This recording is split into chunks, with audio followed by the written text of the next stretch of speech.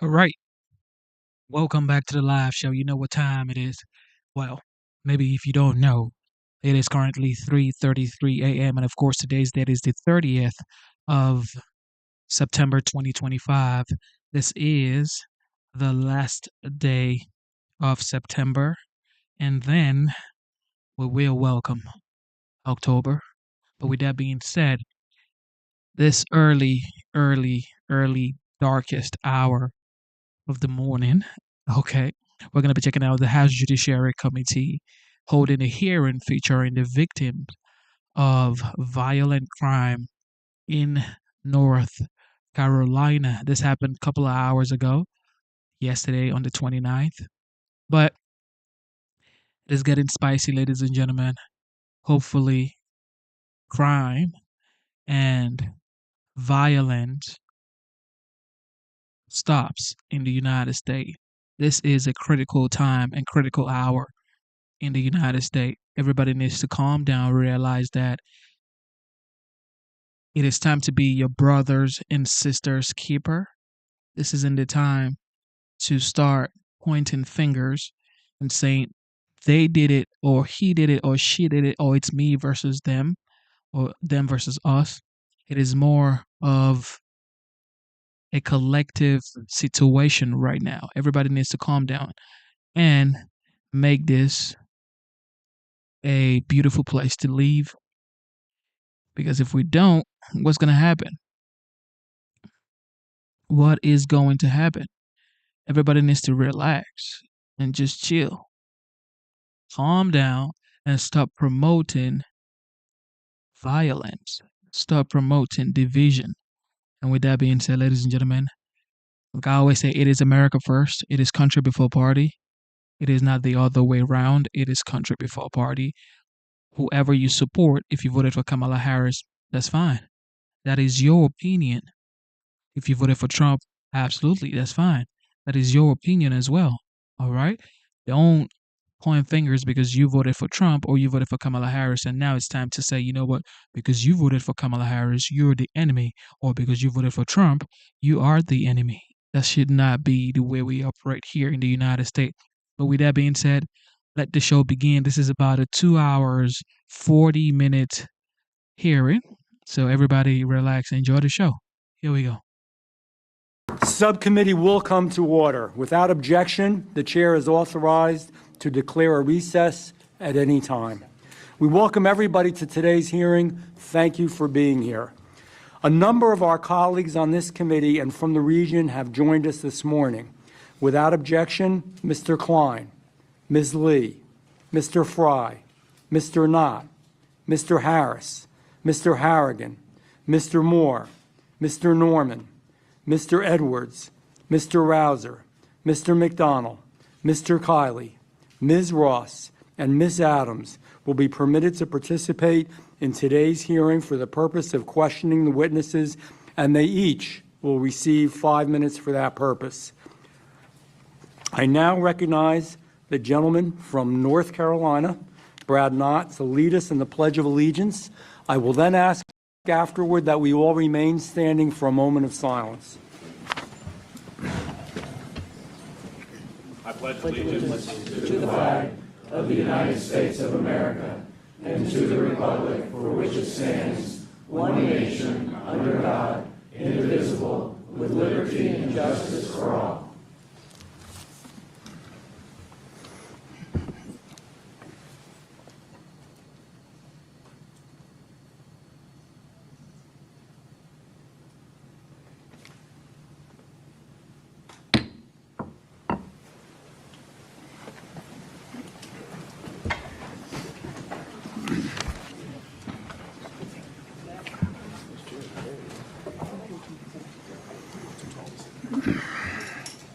Good morning again. I want to welcome everyone once again to today's hearing. I want this to be a good and productive hearing. I think there are a number of us who are going to be very candid, including some of the witnesses. Perhaps it's sometimes blunt. I respect my colleagues on the other side greatly. However, I fundamentally disagree in a number of things that happened that have been highlighted by the stories we're going to hear today. I do wish that more members from the other side of the aisle were here. I respect differences of opinion, but I think you have to be there, you have to be in the game, you have to participate. I appreciate both of you for being here very much today, and I know we're going to have a continuing dialogue on that. You know, today we're here in Charlotte, North Carolina, but this committee, and I've been on it, has also been to Philadelphia. We've also been to New York City. We've also worked each and every day in Washington, D.C. And you know, when we went to Philly, we saw progressive DA Larry Krasner allow more than 400 murders to happen that year. And his office dismissed 70%, not 7%, 70% of those crimes. The committee's been in New York City, and there we saw DA Alvin Bragg let crime surge while he focused on politicizing his office and on politics. He even tried to throw a bodega clerk in jail that was defending himself from violence. Every time the committee visits a new city when we do these field hearings, which is a good thing to do, the story is the same. The faces may be different, the accents may be different, the city may look different, but the same story. We're mourning for innocent lives that have been lost. Hearing from families who've been shattered, have been broken apart, have been destroyed. And there are no words we can say. We were talking on the bus ride here, a few of us. You know, when something like this happens to a daughter or a son, a brother or a sister, a mother or a father, there are no words. There are no words that I can say to some of the people on the panel today that ever make it right. I know that. I never say I know how you feel, because I don't know how you feel. I can never know how some of you feel. I pray to God that I don't know how you feel. The latest name we speak of is Irina Zarutska, a young woman with her whole life ahead of her, one who fled an actual war zone to chase the American dream. She wanted to be here so badly, I think some of you may know that when she was murdered, her parents requested that she be actually buried here in America because she loved America so much. And what's perverse about all this, it wasn't in the battlefields of Ukraine where she lost her life. It was right here on an American street in an American city. It's unacceptable. We're tired of it. We're sick of it. It's sickening. And you know, ladies and gentlemen, we don't have to accept it. It doesn't have to be this way. Bad leaders let this happen, weak leaders. And it's not just crime policy, and I'm going to just, the only time I think today I'm going to digress, but it's an odd time in American history where we have, I think, some really bad ideology, perverse and bizarre thoughts and ways of going about things. You know, whether it was the open borders where we allowed, you know, folks will say, well, borders always to some degree were open and we had some illegals in this country, but we never had illegals who were also criminals and drug lords and drug dealers and murderers and people who assaulted other individuals on the terror watch list. Or whether it's children in our schools. I'm trying to paint the picture of, I don't understand what some of the thought processes in what we're doing in our country when we say that our children can work with politicians, administrators, and others to change their gender, to change their name, to change their pronouns.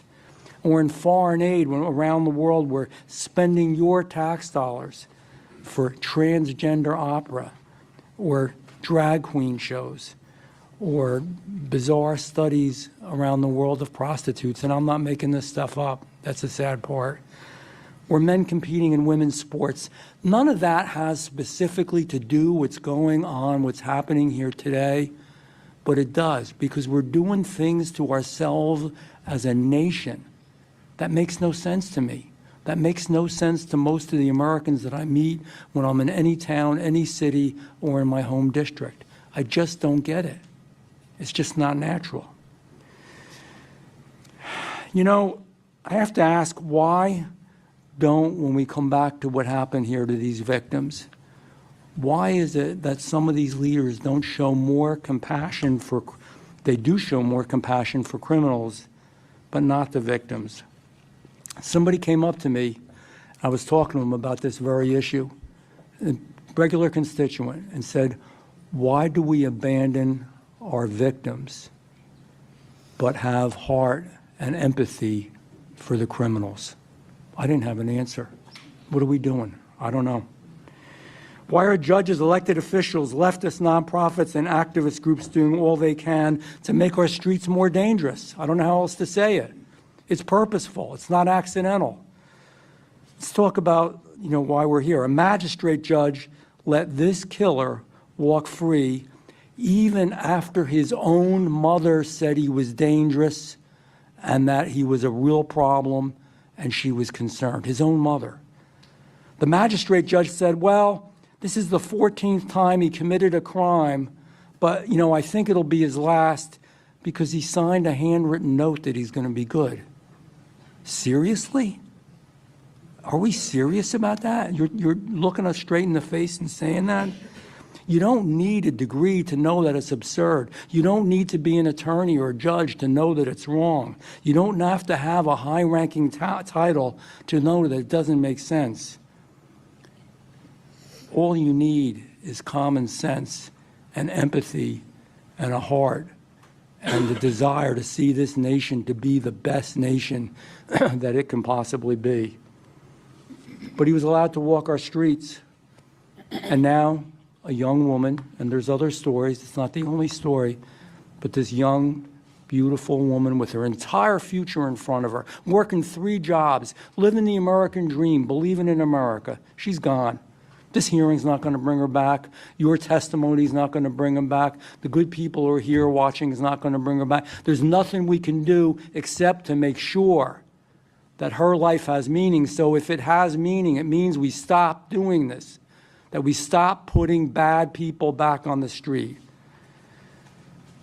And it's something we can relate to because millions of Americans around the country use transit every day. In Charlotte, there's a great group of people who are really working here to make the transit even better and safer and are doing wonderful things. We have to allow them to do that. We need the laws, we need the judges, we need the attorneys, we need the attorneys general, we need the prosecutors and DAs to do the right thing, to do their damn job.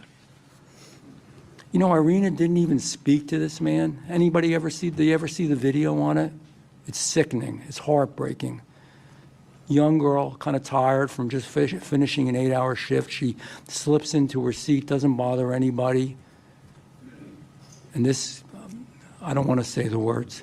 This individual comes behind her and just thrusts a knife into her and takes the life from her. She didn't provoke him. She didn't hurt him. She didn't yell at him. She didn't look at him. She probably didn't even see him. But she was murdered.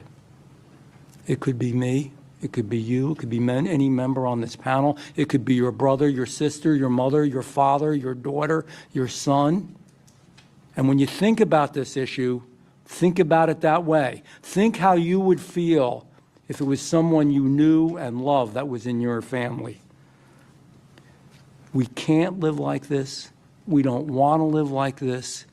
And here's the catch. There's absolutely no reason for us to live like this. And when we do this, what's happened in the past, in this incident and many others, it tells Americans one thing, something they don't want to hear, that their safety and their values comes last. We must be tough on crime. I'm not talking about minor victimless crime. You know what I'm talking about. Cruel, harsh assaults, murders, beatings, the things we know that are out there.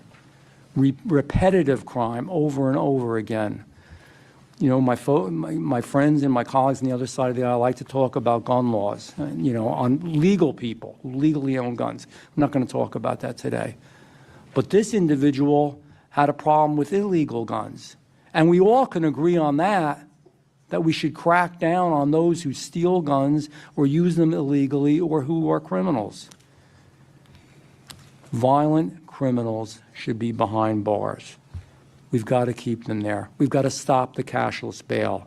And we must put good, law-abiding Americans first. And you know what? I'm going to address something else, because sometimes when you say these things, and again, what I got up here and what I got here comes out of my mouth. You say these things and somebody will say to you, well, that's racist, or that's misogynist, or that's Hitlerian, or that's, you know, all the other terms. I can't even think of all the words that are dictatorial, you know, all these words that are used. It's not. Because here's the deal. Whether you're an African American, whether you're white, whether you're Asian, whether you're Hispanic, whether you're gay, whether you're straight, damn it, you want to be safe when you go out in your streets. Somebody called my office because they were complaining about trying to crack down on crime in Washington, D.C., and there are those that will tell you, oh, there is no crime in Washington, D.C. I know I've had 2 people on my team in Congress that have been assaulted. I know a friend of mine who's a congressman whose intern was killed. I know that murdered. I know that down within eyeshot of where my little apartment is in D.C., 2 Jewish, beautiful Jewish young couple that left the museum were shot to death. I know that President Trump's intern had the living daylights beat out of him. Don't tell me there's any crime in Washington. So I've been supportive. Yeah. You should be able to walk the nation's capital day or night and be safe. This is America. You should be able to do that. So somebody, we you know, have people call the office. We all do, all the time. And you're talking about, you know, the assault in my office. And they say, well, that person from your office shouldn't have been out at night. Well, number one, it wasn't evening. It was during the day. Number two, yeah, you can. It's America. And if you want to walk around the nation's capital in the evening, you damn well should be able to. It's got to change. We must return to common sense. I want to thank the witnesses for being here today. I know this is not easy. I can't even imagine. I can't even imagine. Your stories are heartrending. You're going to share with us what was terrible, and most importantly, what is preventable. And by your work and your faith and your focus in being here, you may save future lives, and we appreciate that. You know, their testimony is not just what happened to them. It's a warning and a call to all of us to do the right thing. With that, I will yield to the ranking member, Ms. Ross. Okay. Thank you very much, Representative Van Drew, and thank you to everyone for coming today to discuss these important issues. I especially want to thank the witnesses who have come to be with us today. Thank you to our law enforcement officers for you are the selfless men and women in uniform, and you keep us safe every day. I especially want to thank Officer Campbell for being here and for what he's done for this great city. I also want to express my gratitude to those of our witnesses who have lost loved ones to crime or who were victims themselves. Your courage in telling your stories and having your voices heard is so, so important, and my heart goes out to you. Before I get started, I also want to express my deepest, deepest condolences to the family of Irina Zarutska.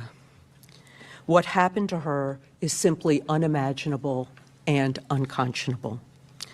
And I hope that we will take to heart her family's request not to remember her by her last moments or politicize her death, but instead to remember her as the vibrant and exceptionally kind person she was. And I'm thrilled that we have a picture of her in that state right in front of us.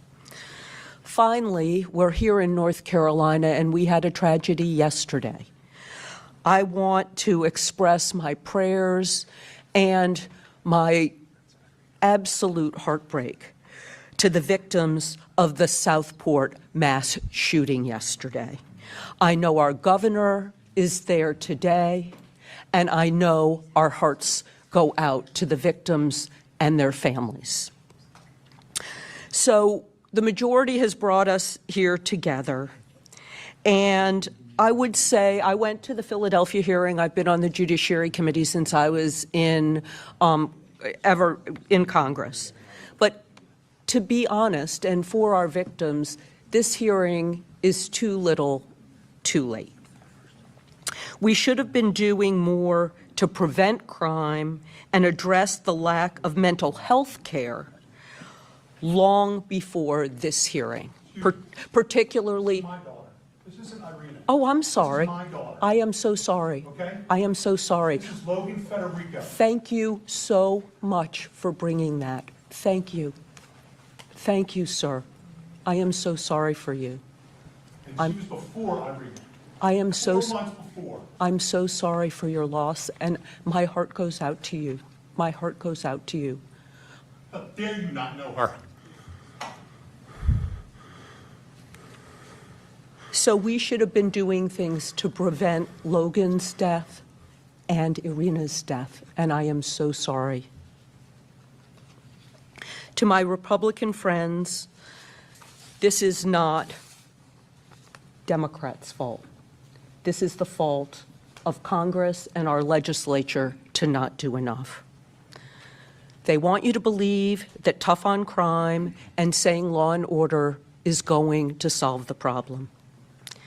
And they want to believe that a slogan will make America safe again. But if that is the case, why is the Congress cutting aid to local law enforcement by $100 million next year? Why are they proposing cuts to the Crime Victims Fund? Why do they want to slash juvenile justice grants and hate crime grants? Why are they working to cut federal support for survivors of domestic violence, who I hear from every single day, by almost $100 million? In short, why, if they care so much about law enforcement in North Carolina, are they trying to defund the police and the FBI behind closed doors in Washington, D.C.? The reality is that these cuts undermine public safety, and they don't give law enforcement the tools they need to keep us safe. This isn't about an abstract budget line item. The programs on the chopping block equip and train local police, provide support to crime victims, and combat domestic violence. And I've gotten many of these grants from my constituents and law enforcement in Wake County. So shuttering and merging vital offices within the Department of Justice is not about fiscal responsibility.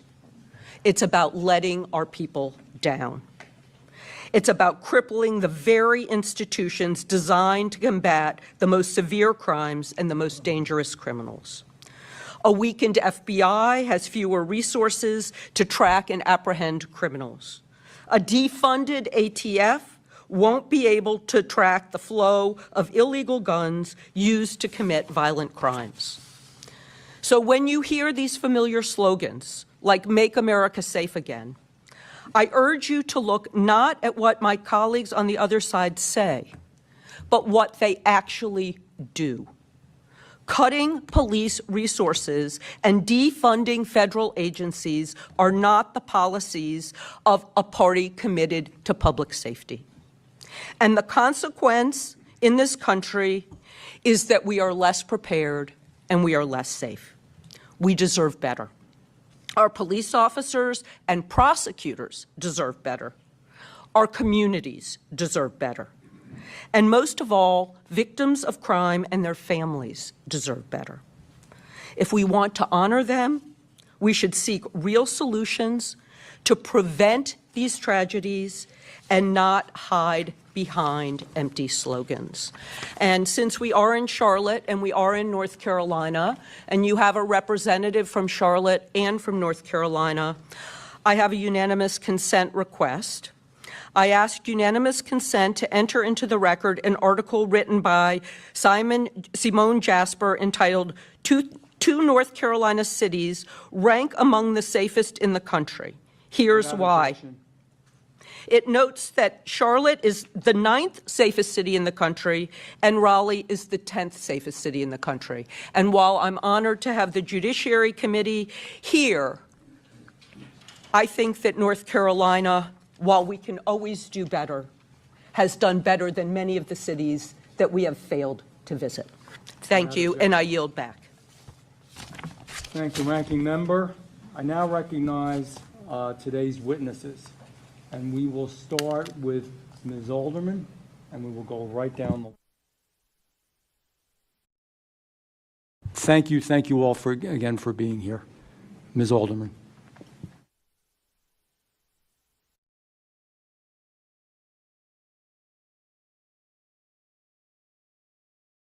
Members of the committee, thank you for allowing me to speak today. My name is Mia Alderman. I'm the grandmother of Mary Collins. Mary Collins. Mary was sadistically tortured. She was tortured. She was brutally murdered in Charlotte, North Carolina in 2020. This is 2025 and a half. Mary was only 20 years old when her life was taken in the most horrific way imaginable. She was bludgeoned in the head. She was stabbed over 130 times. Mary was then bled out in a bathtub. All of Mary's blood went down into the Charlotte sewer system. Mary was then wrapped in plastic and hidden inside a mattress, while myself and my family and then members of the community tried to get to Mary. I myself was inside the apartment yelling Mary's name. To no avail. I'm sorry. This is very difficult. I have it written your out, time. but then It's as I okay. sat here, I sort of decided that I needed to go a little further. Our family's now endured more than 5 years of waiting, and still her case has not gone to trial. 5 years is not justice. 5 years is torment. Every day of delay deepens the wound for our family and makes a mockery of accountability. What makes this even more unbearable is how the justice system has handled those accused of Mary's murder. Thank you. 2 of them were released on bond, as if their crimes were minor, as if they stole a candy bar or maybe broke in a car or something. One in particular, her name is America Ray Deal. She remains free on bond today, despite repeated violations of her curfew and ankle monitor conditions. She has faced little to no consequence. We know she has broken curfew, left her home, pushed the boundaries of the very system meant to contain her. She basically thumbs her nose at it, which you can see for yourself on the photos that she posted on social media. They've now been taken down, but we have copies. Nothing's been done. How can someone accused of such cruelty walk free while we, Mary's family, serve a life sentence of grief? The failures did not begin in the courtroom. They began when Mary was killed. For days, family, friends, and the community pleaded for help. Pleaded. I was pleading as Mary's, I don't know the right word. Mary had a disability, and an invisible disability. If you're familiar with invisible disabilities, that means that you can't really, look at her and tell. Caregiver would be the right word.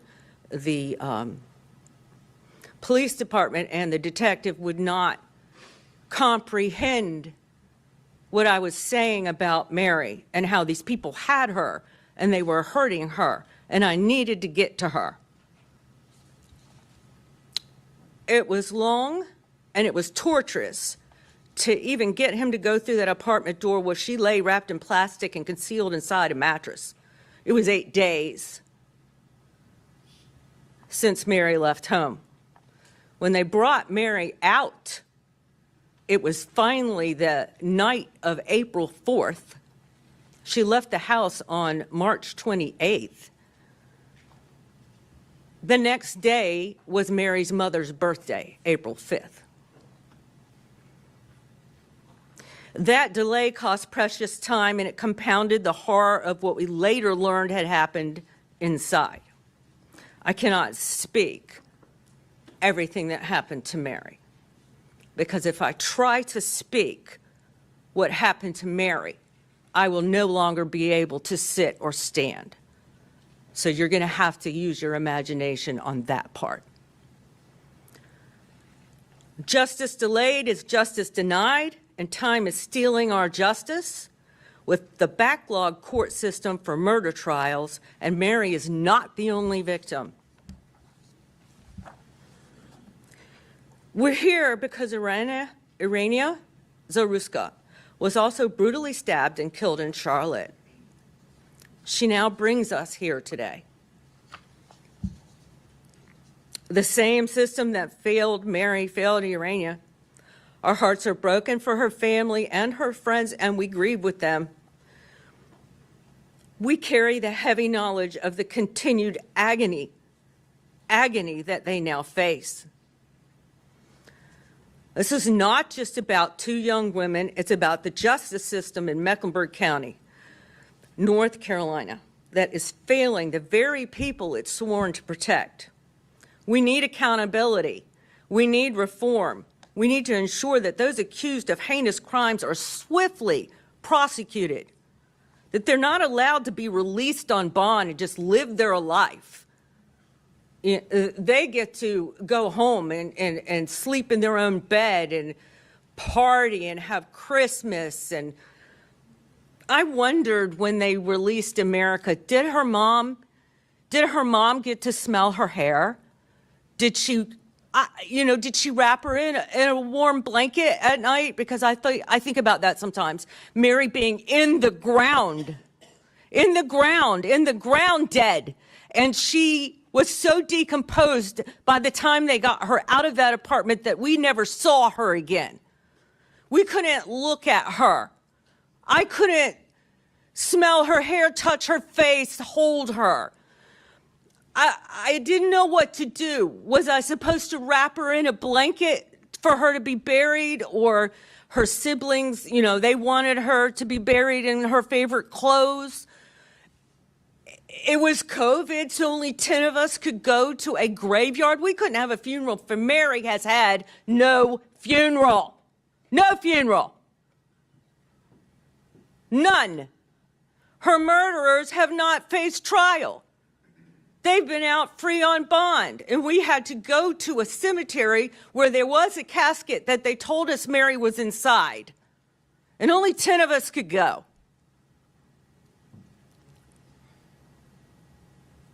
They shouldn't be allowed to be released on bond conditions where they violate the conditions of their release again and again without consequence, which is what America Deal has done. The other one that was released on bond, James Salerno, has since been taken back to the Mecklenburg County Jail. Apparently, he was maybe too much for his mother to handle. I really don't know. But he's back in the jail now. But he was free for 2 years. And America has only spent a year in jail. So she's been free for 4.5 years. And she continues to violate. And we've contacted the DA's office. We don't know if the judges know that she's violated, but she should not be just free. She never should have gotten the bond in the first place. Mary was my granddaughter. Mary was my granddaughter. I'm sorry. I was just checking with the chair. Okay, I'm almost finished. She was a daughter, sister, family member, and friend. She was vulnerable. She was also full of life and trust, especially trust. That was betrayed, and her murderers exploited her trust. Our family has lived in anguish for more than half a decade. While those responsible have still not faced a jury, I sit before you today for Mary and for every family who has lost someone to violence and then has been failed again and again by the system that should deliver justice. I ask you to see Mary not as another case number, but as a voice calling out for change. Thank you for hearing me and for recognizing the urgency of justice that has been denied for too long. Thank you, Ms. Alderman, and your testimony, I don't even have the words, was riveting. We went over, and in order that everybody can hear everybody, we have a lot of witnesses and we have a lot of members today, so we have a 5-minute rule, and I am going to stick with that for now on, and that's not because of a lack of concern or that we don't feel for what you're trying to say. You can't do it in 5 minutes. I get it. I understand. But just so that we can get the whole hearing done, and we're only here till, I think it's 12:30. 12:30, they're going to kick us out. So for that reason, it's not me being mean-spirited, okay? Thank you. Next, Mr. Federico. First, I want to make sure you all knew my daughter was. My daughter was Logan Federico. Okay? Sir. Yes. Logan Federico. She was 22, visiting friends at the University of South Carolina. How many of y'all have kids? I'm just curious. Here's what I need you to do. When I tell you this story, think about your kids. Think about your child coming home from a night out with their friends, laying down, going to sleep, feeling somebody come in the room and wake them, and drag her out of bed, naked, forced on her knees, with her hands over her head, begging for her life, begging for her hero, her father, me, that couldn't be there. She was 5'3". She weighed 115 pounds. Bang! Dead. Gone. Why? Because Alexander Devontae Dickey, who was arrested 39 goddamn times, 25 felonies, was on the street. How about that? How good are we doing for our family? How good are you doing for your kids? He should have been in jail for over 140 years for all the crimes he committed. You know how much time he spent in prison? A little over 600 days in 10 years. He's only 30 years old. He was committing 2.65 crimes a year since he was 15 years old, but nobody could figure out that he couldn't be rehabilitated. Well, you'd have to put him in prison to see if he could be rehabilitated. Isn't that the idea of prison? But no, my daughter wanted to be a teacher. She finally figured it out 2 weeks before she was executed. And I haven't heard a damn word from Byron Gibson in South Carolina. Not one word. 4 months, no communication. His biggest concern was that he was pissed off about my interview and how I made him look on the Fox News channel with Trey Gowdy. How pathetic is that? That we're letting our 22-year-old kid visiting friends. It's all she ever wanted to do was visit friends. And she literally was executed while on her knees begging for her life. Her name's Logan Federico, not Irina. And you will not forget her. I promise you. You will be sick and tired of my face and my voice until this gets fixed. I will fight until my last breath for my daughter. You need to fight for the rest of our children, the rest of the innocents and stop protecting the people that keep taking them from us. Please. You have the power. We put you in the power to do what you have to do. We're asking you, we're begging you all to stop this. 39 crimes in 10 years, 25 felonies. Can anybody here explain to me, well, how possibly he could be on the street? Possibly be on the street. How is it possible? I could sit down in a room and I could explain the whole process of how it failed, how South Carolina failed, Logan, okay? How lack of communication. What y'all did, you woke up a beast and you pissed off the wrong daddy. Because I'm going to put it out there, and I'm not going to be quiet until somebody helps. Logan deserves to be heard. Everyone on this panel deserves to be heard. And we will. Trust me. My daughter laid on the floor for 7 hours before somebody in that house recognized that something was wrong.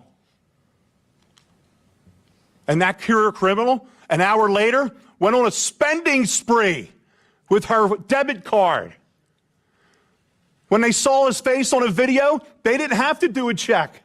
He was arrested so many times they knew who he was. They knew exactly where to go get him. Pathetic. Absolutely pathetic that I'm here today. Thank you for your time.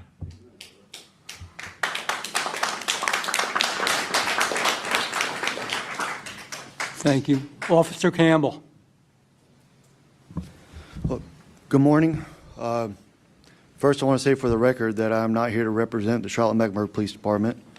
I'm here to represent myself, and so you can get a clear view of what a violent criminal does when he's back on the streets. April 29th of 2024, the Marshal Service was serving a warrant for a convicted felon for possession of a firearm again. While serving that warrant, three members of that task force and one member of the Charlotte-Mecklenburg Police Department were gunned down and murdered that day, along with 5 others, including myself, that were injured. Now, that day was chaos. Responding to that call, multiple officers, not only dead but injured, were taking gunfire from an elevated position by a known convicted felon. During the process of extracting the officers, I ended up breaking my foot, which resulted in me being diagnosed with regional complex pain syndrome. It's a miserable diagnosis which led to the amputation of my right foot. I will no longer, ever be where I was prior to that day. Now, in my hand, I will gladly submit this for your records, is his entire arrest report. And in this report starts in 2009, where he burglarized a residence with a stolen firearm. After he was taken to jail, he was released, where he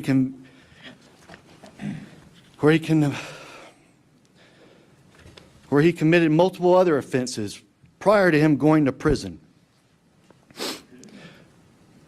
He was released from prison and again continuously committed violent crimes with firearms. Now I ask you, why is it that we take people who commit these heinous crimes and we do not hold them accountable for their actions? We sit there and we try to give it a reason as a mental health issue or some other type of issues that realistically doesn't take blame. Now, the judicial system here in Mecklenburg County, I can speak firsthand, is trash. And I'll say it again over and over again. And I'll take the repercussions, what comes next after me saying that. But the magistrate system here has no idea what they are doing. This cashless bail system is a joke. I believe in my heart that if you commit a crime against another person violently, that you should not have a bond. That you should sit in jail until your time comes. Now, there's a lot more that I could say angrily, but I'm trying to swallow my emotions because I've seen multiple committees such as this one, and words are exchanged, but action never comes to it. So I'm going to ask you guys, all of you, to at some point look at us and look at the future victims, because there will be more. And say, at what point do we hold them accountable for their actions and stop playing this political circus game? And I will yield back the rest of my time. Give it to someone else. I'm going to thank you very much. I'm going to take a second just to say, I really do believe, and I do, I wouldn't be here, that we do want to do something. This makes me sick to my stomach. I'm angry about it, and I haven't lost a loved one, so I can't imagine. The system, the way that it's set up, makes it so damn difficult to straighten things out. That's what each and every one of you are feeling. Because by the time you change magistrates and change Superior Court justices and change prosecutors and change attorneys general, and I can go on through the list, it doesn't happen in one day. But I believe by the constant, relentless pounding that we're going to give, and we will support you shoulder to shoulder. I'll stand anywhere, and I know this committee, well, at least most of us will, anywhere, shoulder to shoulder with you, and make sure you get the support you need. So it's not a political show. It's not just to, get on television or whatever the hell it is. It's because I want it to stop. Because I mean this. It could be my kid. It could be my family, my wife, anybody, all of us. Everybody who's here knows that intuitively. It could be any of us. So it's not only you. You are not alone. We're sick and tired and disgusted, and we're going to keep pushing on this and keep speaking out. Political correctness is bull. It's time to do the right thing. Thank you. Mr. Woody. Good morning, Chairman Van Drew, members of the committee. Thank you for holding this critical hearing in Charlotte. I'm Michael Woody. I'm North Carolina Chairman of the National Association for Bail Agents. I come before you today not only as an expert on secure bail, but as a lifelong North Carolina resident, a father, a grandfather, a former law enforcement professional who has witnessed firsthand how the no-cash bail policies have devastated our communities and our families.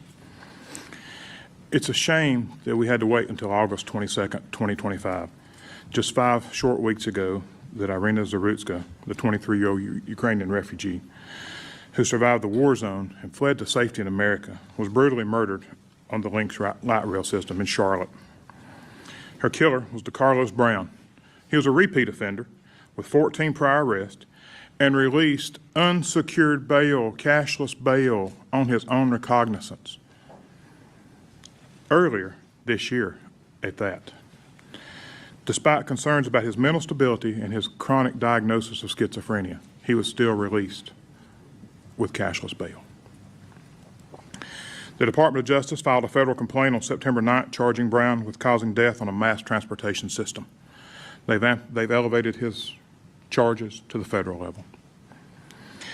Irina fled the horrors of war only to lose her life to an offender who should have been held accountable through secured bail. This wasn't random violence. It was a preventable tragedy enabled by the reckless policies that prioritize offender convenience over public safety. Here in Mecklenburg County, courts have embraced what they call reform, unsecured bonds, and taxpayer-funded pretrial release programs. While studies show mixed results on appearance rate, the fundamental problem remains.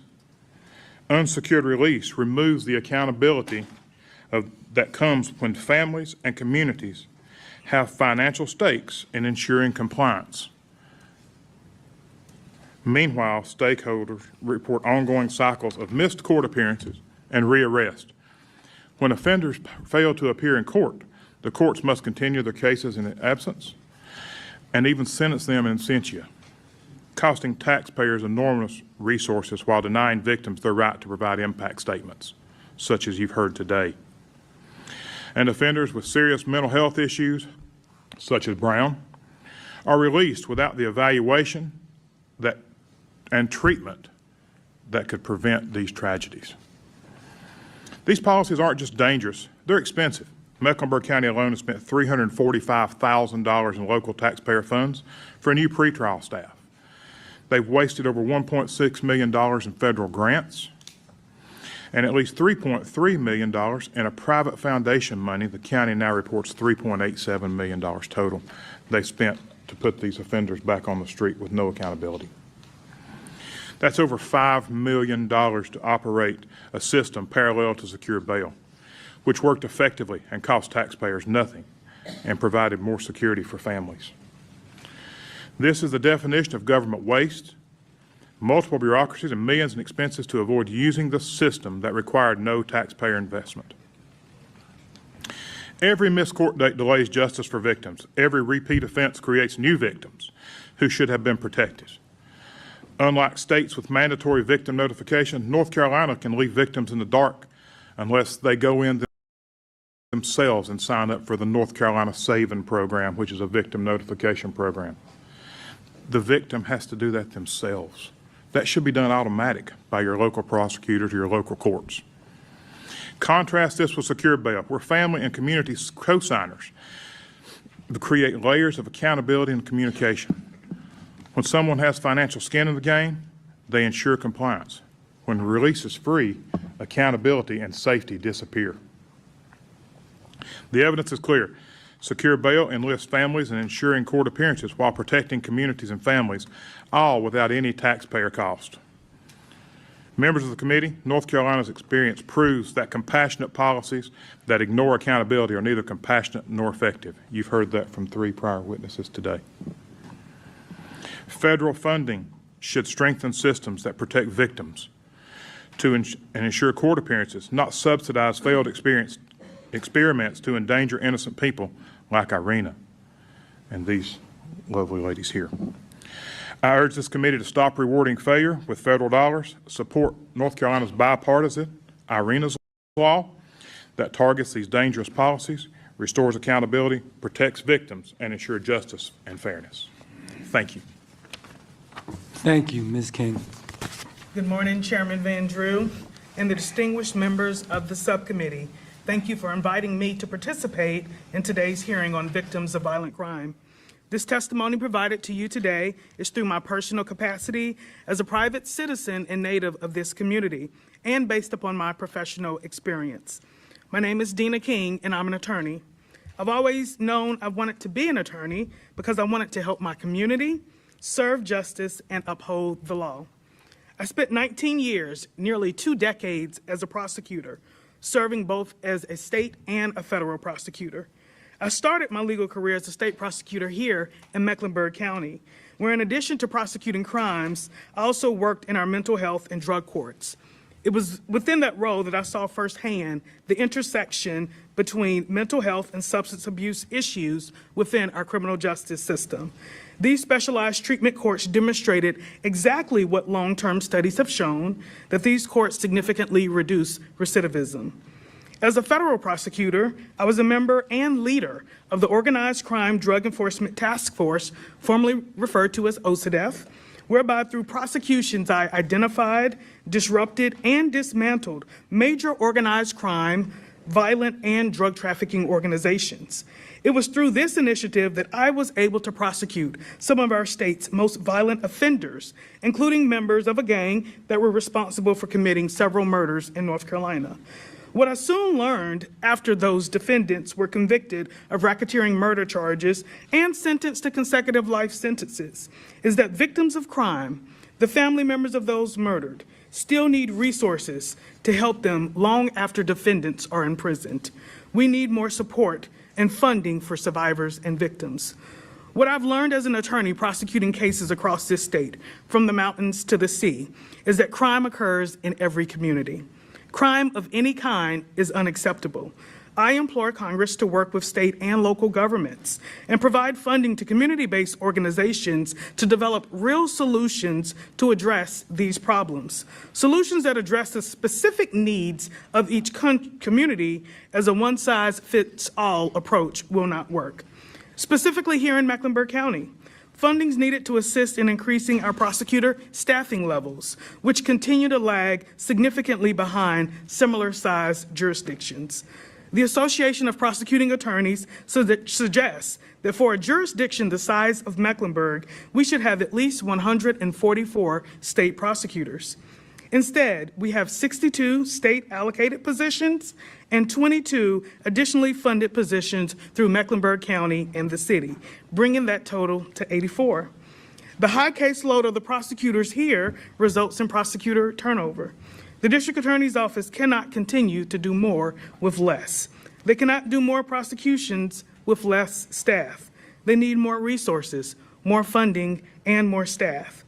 During the last 4 years in my role as a federal prosecutor, it was, in fact, my priority to reduce violent crime, to remove illegal firearms from our streets, and to keep the people of the Western District of North Carolina safe.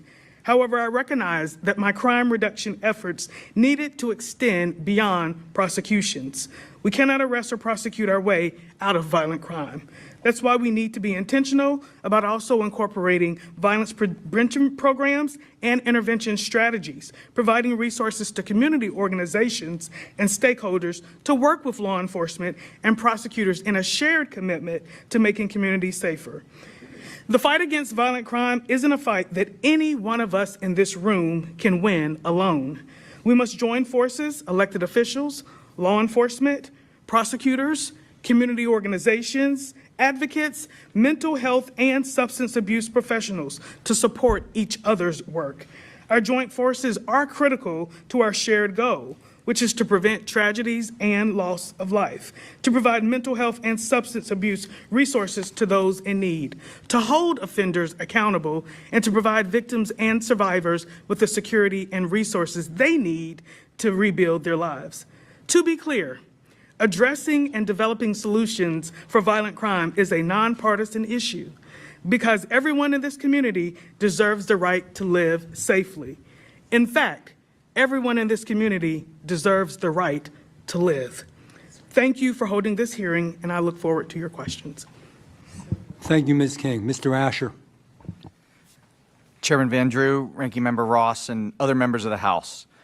I'm honored for the opportunity to talk with you today about our nation's crime trends and how we can potentially drive them lower. My name is Jeff Asher, and I'm a crime data expert. I've worked as an analyst over the last 18 years for the Department of Defense, Central Intelligence Agency, New Orleans Police Department, and Jefferson Parish Sheriff's Office. In my role as the co-founder of AH Datalytics, I've created a project called the Real-Time Crime Index, or RTCI, which gathers crime data from more than 500 agencies nationwide to estimate national crime trends as they occur. I'm here today to discuss the data which shows a sharp decline in murder and violent crime in America over the last few years. Acknowledging this fact does not deny the seriousness of these problems, nor does it imply that they are solved. Even the lowest U.S. murder rate ever recorded means there were still 14,000 or so tragedies like the awful murders that brought you all to North Carolina today. Here is what the data unequivocally tells us about our nation's crime trends. Murder in the United States fell at the fastest rate ever recorded by the FBI in both 2023 and 2024 on the heels of, by far, the largest one-year increase ever recorded in 2020. For 2025, the RTCI sample of 562 agencies covering 116 million people shows murder is down 20% nationally through July, setting up the third straight year with a record decline. Many cities are seeing historic lows in terms of murder this year. Baltimore and Detroit had the fewest murders through August since 1965, Philadelphia since 1966, and New Orleans, my hometown, since 1970, despite the horrific terrorist attack on January 1st there. Chicago and New York City had the fewest shooting victims through August this year that either city has recorded in the few decades they have been tracking shootings. Los Angeles had the fewest murders through June since 1966, and San Francisco had the fewest murders through August since at least before 1960. The FBI has been estimating national crime rates since 1960, and tallying it all up with this year's decline points to the strong likelihood that the FBI will report the lowest murder rate it has ever recorded in the United States this year. That works out to roughly 8,000 fewer people murdered nationally this year than in both 2020 and 2021. And it is not just murder that is falling. Overall, reported violent and property crime are both down double-digit percentage points in the RTCI. The United States' reported violent crime rate in 2025 will likely be the lowest reported by the FBI since 1968, and the nation's reported property crime rate will likely be the lowest on record. Violent crime in general and murder specifically rose in North Carolina in 2020, like in much of the nation, peaked in 2021, and have been declining ever since. North Carolina was one of 44 states in 2024 to report a drop in murder relative to 2023, according to the FBI. Charlotte's trends are closely conforming to both national and statewide trends, having seen murder increase from roughly 68 per year on average between 2015 and 2018 to 117 in 2020. Murders down 8% statewide per the RTCI and down 25% in Charlotte this year, as the city has had the fewest murders year to date since 2018. Violent crime in North Carolina is down 15% statewide and down 21% in Charlotte through July per the RTCI. Despite falling in the last few years, statewide violent crime and murder remain elevated relative to the mid-2010 lows in North Carolina, though well below where they stood in the mid-1990s. Ultimately, the data is very clear about the direction of crime in the United States right now. But explaining why crime is falling is both quite challenging and essential to ensuring future reductions. Any explanation must account for at least 6 factors, in my opinion. 1, the declines are occurring nearly everywhere in the United States, with drops in every category of crime, all 7 categories that the FBI measures, in all 11 population groups that they measure in 2024. 2, the declines began in 2023 and have accelerated in the last 2 years, suggesting the main causes, or at least the initial causes, are rooted in investments begun in the 2021 and 2022 timeframe. 3, most medium and large cities have fewer police officers today than they had when murder began spiking. 4, we have not fixed the supposed root causes of crime, such as poverty and lack of educational opportunities. 5, the nation has more guns in circulation now than ever before. And 6, clearance rates for most crimes remain low by historical standards. Acknowledging what is borne out in the data, a drop in murder and other reported crime presents a golden opportunity to better understand why this is happening. The critical task now, in my opinion, is to understand what is driving our crime trends down so that policymakers at the local, state, and national levels can have the tools to better bring about falling crime everywhere. Thank you. And Mr. Chairman, I apologize, but I'm going to have to leave at noon to catch a flight back home. Understood. Thank you for being here. We are now going to ask you all to rise. We're going to swear you in.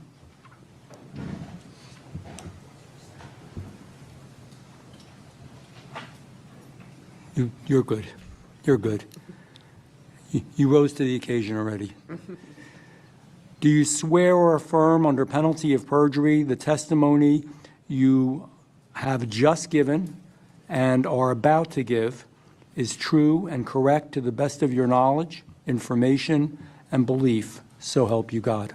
Yes. Okay. Let the record reflect that the witnesses have answered, you may sit down, have answered in the affirmative. Please know that your written testimony will be entered into the record in its entirety. So if you weren't able to say everything you wanted to today, you'll have additional opportunity. Accordingly, we ask that if you do have written testimony, obviously to please submit it.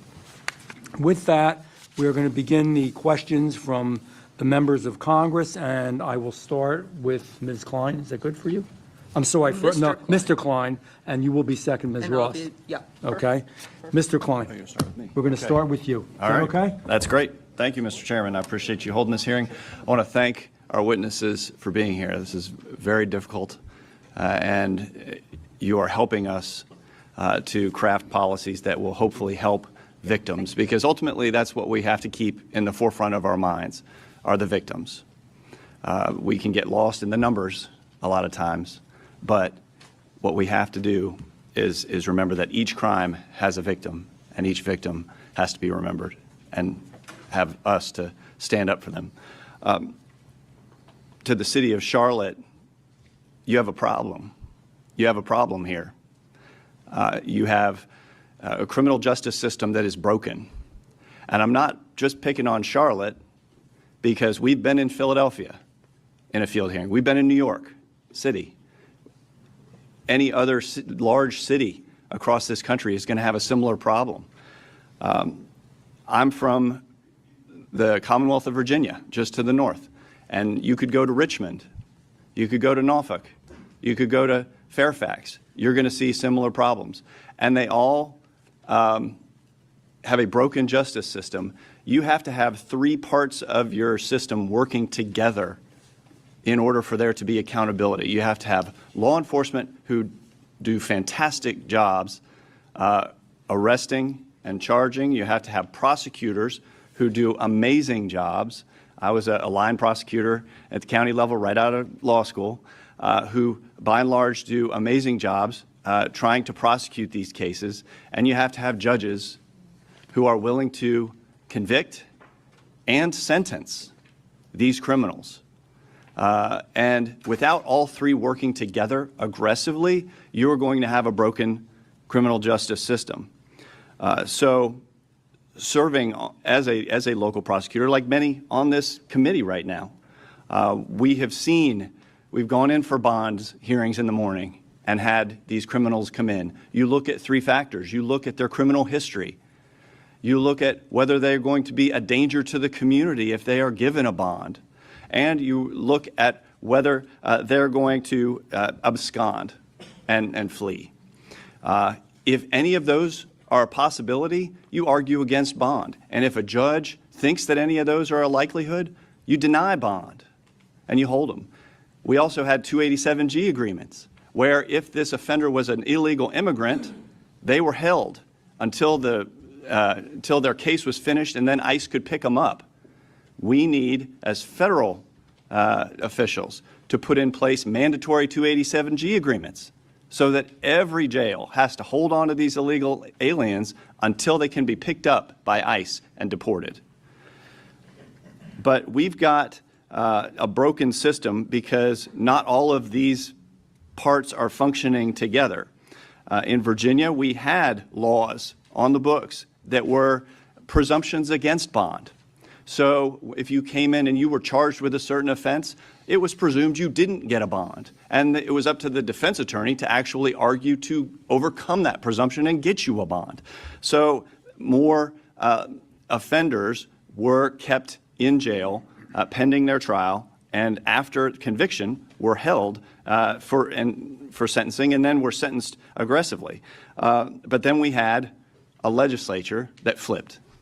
And we had a Democrat legislature and a Democrat governor get rid of the presumptions, reinstate parole. We had the lowest recidivism rate in the country in Virginia, and that's gone.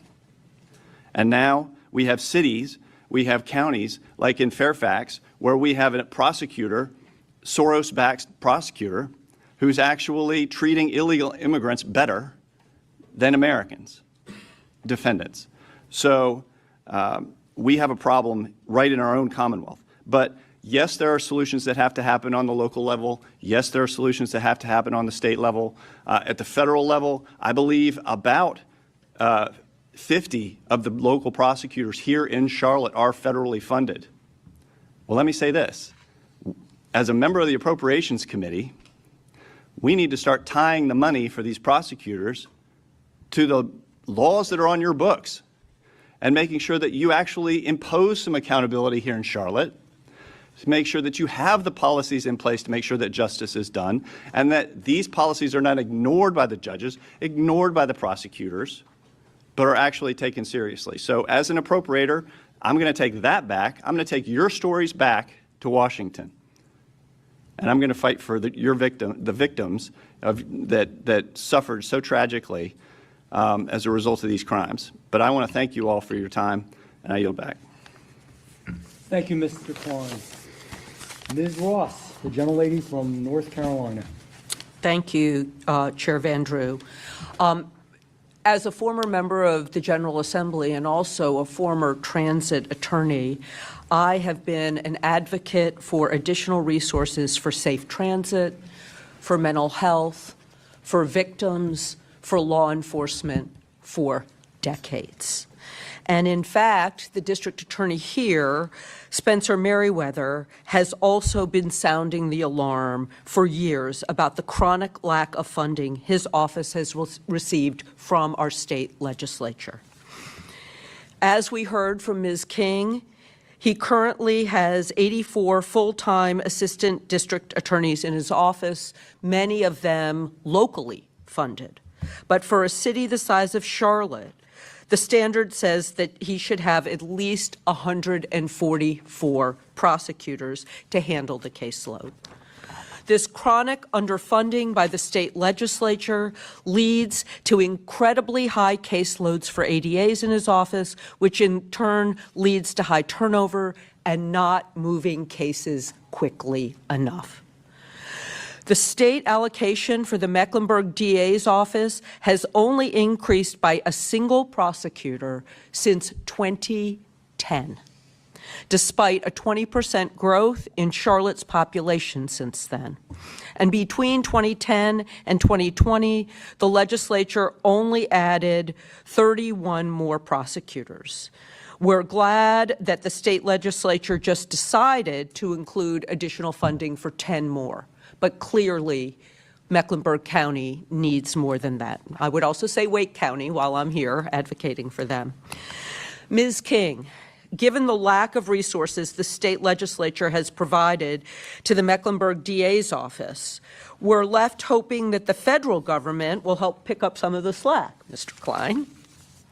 And yet, the Trump administration has clawed back or sought to cut hundreds of millions in funding for federal law enforcement assistance, substance abuse treatment, crisis intervention, domestic violence, crime victim assistance, and more. Can you speak about how ripping away these essential resources for state and local governments is not just an abstract budget item, but has a real-world effect on this community? When we talk about resources, less does not equate to more. In fact, many of us in our own general lives, we say, put your money where your mouth is. Show me where you're spending your money. I'll show you what priorities are important to you. These offices, whether we're talking about law enforcement, whether we're talking about prosecutor offices, or whether we're talking about community organizations, they are doing the work and will continue to do the work. However, they're already strapped with trying to prioritize what initiatives do they put up first? Is it training? Is it personnel? Is it equipment? And when the funding is either reduced or cut back or diminished, that adds additional strains on these organizations to truly figure out how to best serve. To be clear, these offices have the goal of public safety in mind. However, being able to have sufficient resources to do that great work is vital to the boots on the ground, which are the local communities that are doing that work. And as a follow-up to that, you have a group of concerned Congresspeople here, including many from North Carolina. Can you tell us because you've been both a state prosecutor and a federal prosecutor, what we in North Carolina should be advocating for our communities? More funding to law enforcement, more funding for prosecutor offices. One example that I'll give you is anytime a prosecutor's office, for an example, is strapped with resources, they are having to decide whether or not to maybe fill vacant positions. We're talking about unfunded positions, filling vacant positions. If those vacant positions remain vacant, that's more work that has to then be shared amongst the prosecutors that are in the office. That leads to prosecutor turnover. It leads to prosecutor burnout. And so what I would ask members of Congress to do is to really look at providing more resources, more funding in particular to our law enforcement agencies, to our prosecutor offices, and also to our community organizations that provide supplemental support for those. Thank you very much. And Mr. Chairman, I have a unanimous consent request. I ask for unanimous consent to enter into the record an article titled, "As Mecklenburg Weighs Budget Priorities, Court Leaders Barely Getting By Ask for Help," dated February 18th, 2025. Without objection. Thank you. I yield back. Thank you. I'm going to claim my time. Just have a few thoughts here, so bear with me. Some words were mentioned about the Crime Victims Fund and cuts and so forth. Let me just point out that this fund was down actually during the Biden administration because they failed to collect so many fines against criminals. Good to know. Some grant money was pulled from certain NGOs, not profits. And I'm going to tell you why. Because they were spending money. It's important to realize here, money matters. Ms. King, you're right, money matters. But if you're spending the money on the wrong stuff over and over again and continuing bad policies over and over again, the money doesn't matter. And in fact, maybe the money hurts because you're pushing these philosophies and these standards and what's happening in our country down everybody's throat, and you got the money to do it. So that's not always a good thing. More money to really enforce the law, absolutely. And I know Mr. Klein well, and I know that he will fight for that. But we have to do the right thing. So some of these were funding to groups and NGOs that were pushing the exact opposite what the majority of you want and the vast majority of Americans want. Just a few questions here that I had. Mr. Federico, I'm sorry, I don't have the words. I'm not going to pretend to have the words. But a simple answer is what I need here, because I want to make sure that we crystallize this. Should your daughter's murderer have been released so many times? Absolutely not. 100%. Clear as crystal clear, right? Crystal clear. Couldn't be any clearer. Yeah, exactly. And if we had more money, she still would have been released if we had the same policies. That's the point. It's not the money. It's bad decisions. Yeah. Mr. Campbell, all right, there you are. The assaults and the murders, what happened to you? What happened to your colleagues? What happened to those that are trying to keep us safe? And what's happening to much of the American public? Are bad judges, bad magistrates, bad prosecutors, bad laws, bad attorneys general, letting people out too early, is that the root cause of the problem? Yes. Thank you, Mr. Campbell. I appreciate it. Mr. Woody, bail. Could we, in your estimation, have saved lives if we had gotten rid of cashless bail and used secure bail, had bail that was secured? Absolutely. Again, crystal clear, Crystal right? clear. Nothing Secure really bail complicated. interacts with the families Thank of the you. defendants.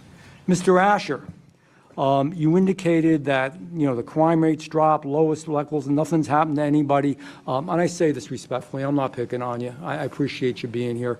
But man, talk to these people. You want to come in my district, I'll introduce you to a whole lot of folks that don't feel that way. Walk the streets of some of these cities. D.C., I told you the stories before. I mean, I've got an office there, and two, not one, but two of my people in my office have been victimized. A member of Congress's, intern was murdered. People have been killed and beaten and hurt. It depends how statistics are compiled. Statistics don't always tell the story. Quite frankly, statistics always aren't accurate. Are we indicting everybody we should? Are we convicting everybody we should? Are we releasing more people than we should? That all affects those statistics. So I just wanted to say that to you. And, there's concern, and I'm a Second Amendment guy, but I don't want to get into guns here. But we're going after people legally who have guns and think that's going to cure the problem. How about the bad people who've committed felonies over and over that are released again, and some of those felonies involve guns? Shouldn't they be incarcerated? I mean, that's clear. You should agree with that, whatever side of the aisle on, whether you're liberal, conservative, or whatever. So, it's kind of the same theme. It's the same story. I just wanted to touch base on those few issues. And Ms. Alderman, just with you, do we need more accountability? Just give me a yes or no, maybe a few words in our system. Do we need more accountability? We don't have any accountability, So we so obviously any need- little bit more would be great. Thank you, yes. And do you believe that criminals should be released with unsecured bond or no bond at all? Of course not. They shouldn't be released with bond if they are charged with first-degree murder. Absolutely, I agree with you. But imagine we're releasing folks with no bond or unsecured bond, even worse. But I agree Sir, with I you. do not have to imagine. I live here in Charlotte. I know. Thank you. Yeah, and so let me just ask you a question, because you're a very outspoken lady, and then I will be done. You heard Mr. Asher say that everything's pretty good, crime rates down to record lows, no problems, everybody's happy. Is that you live in Charlotte, is that your perception? Absolutely not, and I've lived in Charlotte back and forth during my life since I was 6 years old, and I'm 64. So I have a very good chronological memory of Charlotte and of the crime And just since Mary was murdered 5 years ago in 2020, and she was one of those highest statistics in 2020, the crime is just, it's outrageous. And every single morning when you wake up, someone has been murdered, shot, and killed, or murdered in some other way. Other crimes that involve knives, axes, these types of things. So, you know, it depends on your perspective. If you want to look at figures all day long, then you're going to have a, you know, I'm not a mathematician or, you know, that type of analytical person. I'm telling you, I don't feel safe. I know that you are. And that last thing I would say, and again, respectfully, Mr. Asher, you know, I have an old rule when people are talking about what people are thinking in politics and public policy and government. Say, come on, come walk the streets. Walk the streets with me. You should walk the streets with these people and talk to what's going on out there. I don't know what your numbers are, but I think a lot of us know what's going on. With that, I want to recognize, who do we have here? Ms. Adams from North Carolina. Thank you, Mr. Chairman, and let me first of all thank you for the committee for having me be here today. I don't sit on this committee, but I am a resident of Charlotte and I represent this district. Before I begin, though, I would like to just take a moment to thank all of the witnesses for being here and to say that my heart and compassion goes out to each of you on the loss of your granddaughter, your daughter, and for your colleagues at the Charlotte-Mecklenburg Police Department, and thank you for your service there. I'd also like to extend my condolences to the family and the friends of Irina Zaduska on this tragic murder. It was senseless, and certainly we're continuing to hold all of you in our prayers. No one should feel unsafe in their community or in their home. Senseless acts of violence have no place in our society, and they must be met with a commitment to creating safer communities for everyone. All perpetrators of violent crimes must be held accountable, and they must pay their debt to society to ensure that justice is served and to protect our communities. I'm a little disappointed, Mr. Chairman, that my colleagues here are politicizing the pain under the guise of seeking justice, when really I think there's an eye on this open seat. That's the real prize, and I'm going to just be honest, that's how I am. But this is why I think we're here, even though we should be in Washington trying to make sure the government stays open. But the hearing for me is not really about public safety. It's about my colleagues trying to paint Democrats as soft on crime, and we're not, and engaging in political theater, probably to score some headlines. Now, we don't need to try to distract the American people to cover up our own failure that we have not had the real solutions. And while we've refused to equip local government with the funding and the resources that they need to keep communities safe, we've heard that here. Public safety transcends politics. And that's why Congress in 2022 passed the bipartisan Safe Communities Act, signed into law by President Biden. It was the first major federal gun safety legislation passed in 30 years. And I'm hoping that we can continue to do some bipartisan things that will really help our communities and the victims that are here and their families to solve some of the problems, because there's still a lot to be done. It was a promising first step. However, President Trump is now defunding the programs that bill created, cutting off resources for school safety, for community violence intervention and crisis response, for mental health services. These are proven community-driven strategies that save lives. So gutting them doesn't make us safer. It puts more of us at greater risk of violence. And over the past several years, local officials in Charlotte have been committed to making this city a safer place, and I commend the council and those who have been working to do that. This year, the Charlotte-Mecklenburg Police Department's mid-year public safety statistics show violent crime is down 25%, including a 29% reduction in homicides.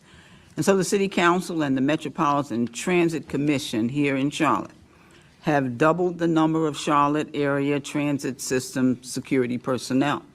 And since 2022, they have more than tripled their security budget from $5.8 million to $18 million a year. Now, I want to say I served 20 years in the North Carolina House with the Congresswoman here, and I understand the budgetary concerns that they have as well.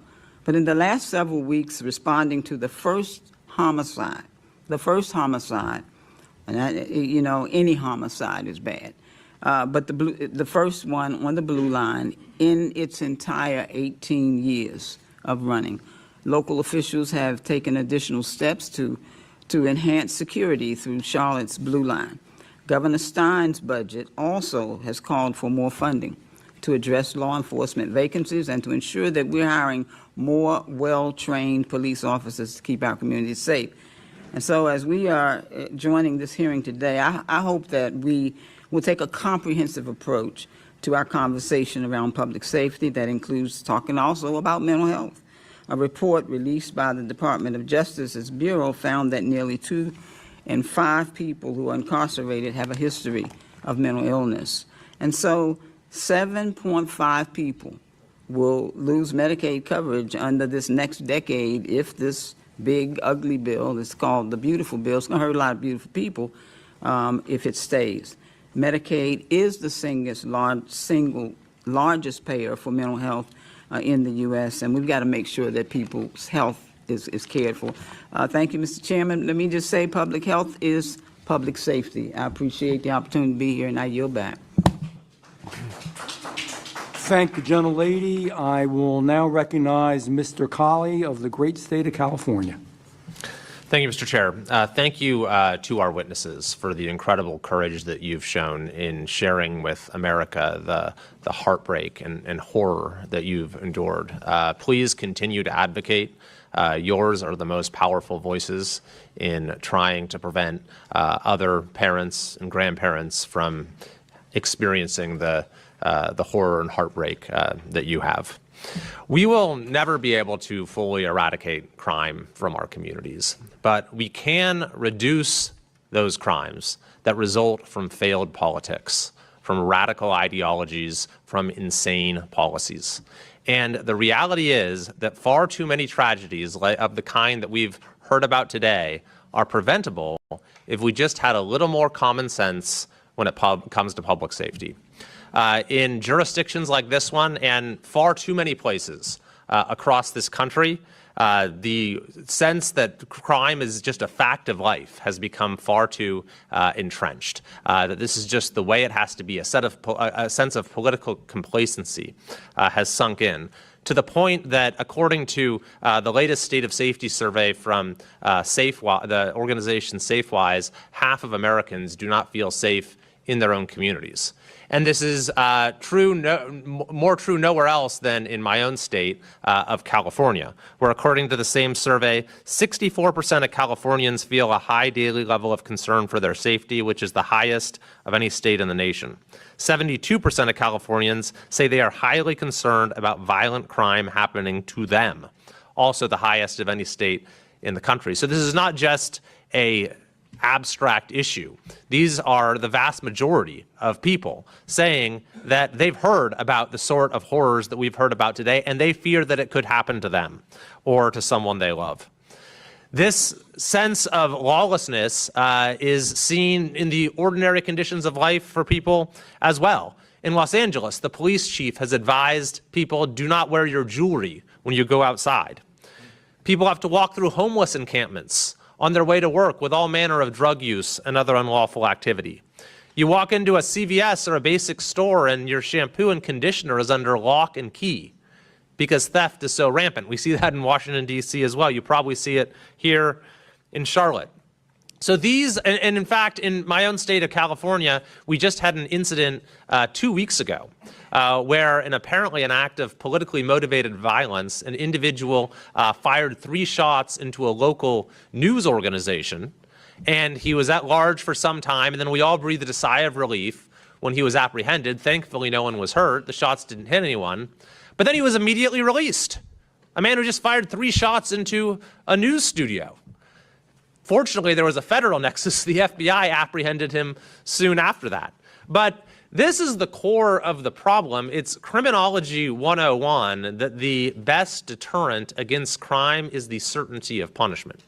And the way that many of these jurisdictions are set up is there's various dimensions to the criminal justice system that undermine the certainty of punishment. So if you're a criminal committing even a very serious crime, you probably think there's not a very good chance you're going to get caught because the police departments are understaffed and they've been defunded. But then even if you do get caught, there's a good chance you won't be prosecuted because you have these rogue district attorneys who don't prosecute crime. But then even if you do get prosecuted, there's a pretty good chance you'll be let out on pretrial release, on bail, or even maybe on unsupervised release without bail. Or then even if you're convicted, then the punishments are so weak that it really won't be much of a punishment at all. The good news is public opinion has turned sharply against these sort of radical policies that have gotten us to this point. Even in California last year, Californians passed a proposition to make crime illegal again by restoring appropriate consequences that passed with almost 70% of the vote, despite opposition from the governor and the political establishment. We also saw some of these reckless district attorneys in our state removed from office, and because of that, we've actually seen a modest improvement in crime that is starting to be felt in our state. So, Mr. Chair, I think this is precisely the time when we can say, and we're seeing it in Washington, D.C., by the way, where we have a controlled experiment going on, where you can at least turn a couple of the levers to increase the certainty of punishment, and what do you know? Crime goes down. I think that we need to use that as an example for how we can bring public safety to communities across this country. And I think that starts, by the way, first and foremost, with supporting our law enforcement. So thank you to all the law enforcement with us here today. I yield back. Thank you, Mr. Kiley. Mr. Chairman, I have 3 unanimous consent requests. I ask unanimous consent to enter into the record a memo from the Democratic staff of the House Judiciary Committee titled President Trump's Pardons Cheat Victims Out of an Astounding $1.3 billion in Restitution Fines, allowing fraudsters, tax evaders, drug traffickers to keep ill-gotten gains. Without objection. And an article entitled SEC Drops Efforts to Recoup Funds from the Trump Clemency Recipients, dated September 19th, 2025, from the New York Times, and an article titled Trump Oversees All-Time Low in White-Collar Crime Enforcement, dated August 10th, 2020, from Bloomberg. Without objection. Mr. Chair, I object. I fail to see the relevance of any of those documents to this hearing and the life of Irana. I do thank the gentleman, but it has been the past practice and policy on both sides of the aisle as far as entering something into the record. And I understand, and when you speak, and you're going to have your opportunity, you'll be able to voice that objection and why. Thank you. And just a point of clarification, all of that money would go into the Crime Victims Fund. So that money would go directly to victims of federal crimes. So by not recouping that money. No, I'm being lenient here. I got this problem. I always like to be a nice guy, but there's a point where, so in order for us to move on, and again, you'll have your chance to speak, you would have to withdraw that objection, or else we'll have to vote on it. I have thanked the gentleman. Thank you. Okay. With that, I will recognize Ms. Lee from the great state of Florida. Thank you, Mr. Chairman. Like a number of my colleagues here today, I too am a former prosecutor. I also am a former judge. And I know that when a judge considers the question of pretrial release, there is no more important consideration than safety to the community and risk to the innocent people who live there. When judges fail to consider a violent criminal history, or when they're required to look away from a violent criminal history, we see absolutely tragic consequences. Our committee has been traveling the country to try to tell the stories of the real people and the real families who have been forever and permanently affected by crimes of violence, and crimes of violence that could have and should have been prevented with good criminal justice policies. These hearings are an effort to show that these tragedies are not numbers, they are not statistics, they are certainly not political theater. They are real stories of families, sons, daughters, whose lives are lost or permanently changed. As a mother, I thank you for being here and for being willing to share with us the stories of your families. There is nothing that could give better perspective on how vital and critical it is for us to stop soft on crime policies that lead to these kinds of tragic results. Officer Campbell, I'd like to start with you. You mentioned that you and your colleagues, the day that you were injured and several of them killed, were responding to a call that involved a violent recidivist. Is that correct? That would be correct. Is that something that was unusual in your experience, or is that something that happens to you and your colleagues regularly? I would say that was an unusual circumstance. Yes. Now, in your experience, is there a broader challenge related to violent recidivists being out on release before trial? Yes. What effect does that have on your ability to do your job safely? So, as a police officer, I would say we spend a lot of our time chasing our tail and rearresting the same people that we arrested the week prior, while the violent crime continues. A lot of crime is stopped just by our mere presence, but our presence is pulled because, again, we continue to arrest and deal with the same people day in and day out. And Mr. Woody, one thing that you mentioned was the concept of an unsecured bond or releasing someone on their own recognizance. Tell us, if you would, your perspective on the significance of instead having a secured bond or detaining someone pending trial. Secured bond through a bail bond agency. A cosigner is required, an indemnitor per se. That indemnitor is going to be a family member, a close friend, a relative, or someone that has substantial collateral and something to lose if this defendant reoffends, if this defendant absconds, or if this defendant goes out and just thumbs his nose, per se, as the word was used earlier, to the court. And Ms. Alderman, you mentioned something in your earlier testimony that I think is a really important point for everyone here to understand, and that is that it's been 5 years and you're still waiting on a trial for the offenders in your granddaughter's case. That, Ms. Lee, is not uncommon in Mecklenburg County. We are not the only ones.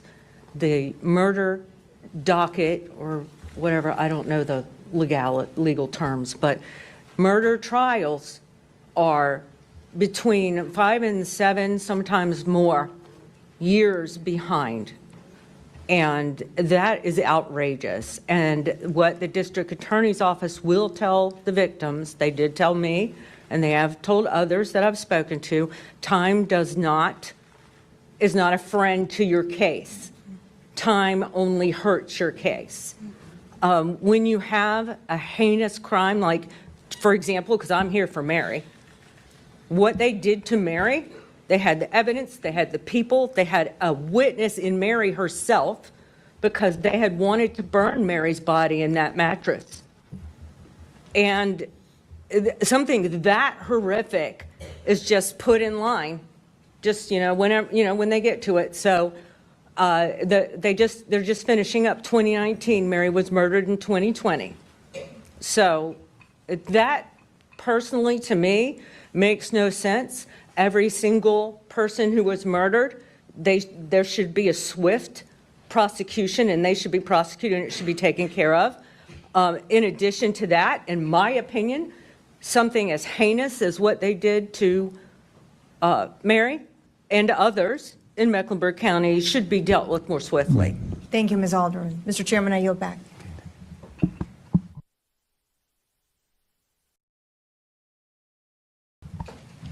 Thank you, Mr. Chairman. It's good to be here. You and I have traveled quite extensively and into multiple jurisdictions to see the results, I think, of soft on crime policies within counties, within cities. And unfortunately, I think Charlotte is no stranger to that, too. To Officer Campbell, thank you for your bravery. Thank you for your commitment to law enforcement. And thank you for speaking up. I had the opportunity yesterday on the way up here to talk to several members, officers that serve this area, who were fearful that if they spoke out or that if I attributed things to their name, that they would somehow be penalized for that. And what they have said, and what they said on the phone with me was really in line with what you've said, which is that these soft on crime policies, letting people out, letting people back out, letting reoffenders back out routinely is a problem for what you do every day. That they don't feel the support from the city council. They don't feel the support from the judges on things that they do. Even your own handbook really ties the hands of law enforcement in the things that you're able to do. And I think that's certainly a concern. To Mr. Woody, thank you for speaking up about bail. You know, there's a 2023 study in California, Mr. Kiley's state, of the Yolo County District Attorney's Office, where California found that 70% of defendants released on no cash bail went on to reoffend. 70%. And the study found that defendants released on no cash bail were twice as likely to be rearrested for felonies and 3 times as likely to be rearrested for violent crimes compared to those who actually posted bail. So I think that's in line with what you said earlier. Mr. Federico, you and I have had the opportunity to speak, and it's just heart-wrenching to hear and to hear your testimony about Logan and what she faced. And a lot of my questions today are going to be in line with you, because I really want to dive into this, because this is not unique to Charlotte or New York or California. This happened in my home state of South Carolina, in Columbia. I don't represent Columbia, but I want to dive into that. You know, she was a beautiful young lady pursuing a degree in education. She wanted to be a teacher. I mean, that is the most altruistic and good profession that is out there. And her life was cut short. And let's dive into that. So, Mr. Federico, your daughter's killer had 39 prior crimes. Is that correct? Yes, and 25 of them were felonies. 25 are felonies. Did he serve any time in prison? He served a little over 600 days. So if you took all 25 felonies and you took all 39 crimes, and he had actually served jail for those, what were his sentences supposed to be? If you took them all together and you added them up. Over 140 some plus years. So 140 years, but he served 600. Right. In 2014, he was charged with first-degree burglary and grand larceny, and if he was convicted, which he would have faced 20 years. Is that your understanding? That is correct. Did he serve 20 years from the 2014 felonies? No. How much time did he serve? Do you know? I think 411 days. And then he was out? Yep. In 2023, he was charged again with third-degree burglary and unlawful carrying of a pistol. The court's comment on the public index of South Carolina says that the sentence would have been 5 years. Is that correct? Yeah. 2023 to 2028. Would have never met Logan. He would have never met Logan. He would have still been incarcerated. What happened in that sentencing? Do you remember? He was paroled for compliance. Yeah, he served time served, I think, right? Yeah, time served. 114 days pending his trial. Time served. Yep. With a maximum sentence of 5 years for third-degree burglary. And that's with the felon with a gun. 2 years probation, too, right? Yep. During that probation, while he was out, he reoffended again. Isn't that right? That's absolutely 2024? Yep. What was that charge? Do you remember? I believe burglary. It was identity fraud. Yeah, burglary and identity fraud, I believe. I know you're not a lawyer, or prosecutor, or public defender, but to your understanding, is identity fraud a misdemeanor or a felony? Felony. It's a felony. Yeah. That's right. How much time do you think that he would have served if he had been convicted of that felony? Probably 15 to 25. That's right. 10 years, actually. Yeah. So 10 years in 2024, he would have never met Logan. Yeah. He served 600 days. Why was Mr. Dickey not in jail? You know what? A couple different reasons, but there was a couple fingerprint issues. But from what I understand, Mr. Dickey wasn't in prison because most of his plea deals Plea deals. Yeah. And they say fingerprints, but don't you think that the judges and the solicitor would have had access to other records? Well, listen, if the person who found out about the fingerprints issue found out about it in 10 minutes, they sure as hell could have found out about it. Now, if the judge or the have you talked to the prosecutor, by the way, on the current case? Just once in 4 months. Who is his name? Byron Gibson. You have not talked to him once in 4 months? Once in 4 After months. the tragic murder of your daughter, you have not talked to the solicitor. We call them solicitors in South Carolina. That's correct. If the last judge prior to this murder were in front of you, what would you say to that judge? And then after that, I'll yield after your answer. I'm not so sure I would say anything to him. I'm not so sure he would be in front of me. Take a look at my daughter. I don't have anything to say to him. What could I say? How he disappointed me, how he failed Logan, how he failed everybody in his community. How many Alexander Dickies do you think are out in South Carolina right now? How many Mecklenburg? Heck, there was 4 murders in Charlotte last week. I mean, come on. This isn't working. It's not working for anyone. Thank you for your bravery coming here today. I know it's not easy for any of the witnesses. And with that, Mr. Chairman, I yield back. Thank you. I recognize Mr. Knott from the state of North Carolina. Thank you, Mr. Chairman. To the witnesses here, thank you for your time. Thank you for your testimony. Ms. King, it's always good to see you again. Mr. Asher, I want to start with you. You talked about the decline in the homicide rates over the last time period. What time period specifically are you referring to? In general, murder rose 30% nationally in 2020, had stayed generally at that level between 2020 and 2022, fell about 10% in 2023. Last year, the FBI had it at 14, 15%, and then so far, the best estimate is roughly a 20% decline this year. And what, in terms of the homicides that you're referring to, what are the overall numbers per year on average? 2014 is previously the lowest murder rate ever recorded in the U.S., was about 14,500. In 2020, it hit about 22,000. And are you referring to convictions, charges? No, this is just from police reporting. This has nothing to do with the prosecution angle. The only reason why I'm asking is you're aware that it is a homicide to sell a lethal dose of drugs, correct?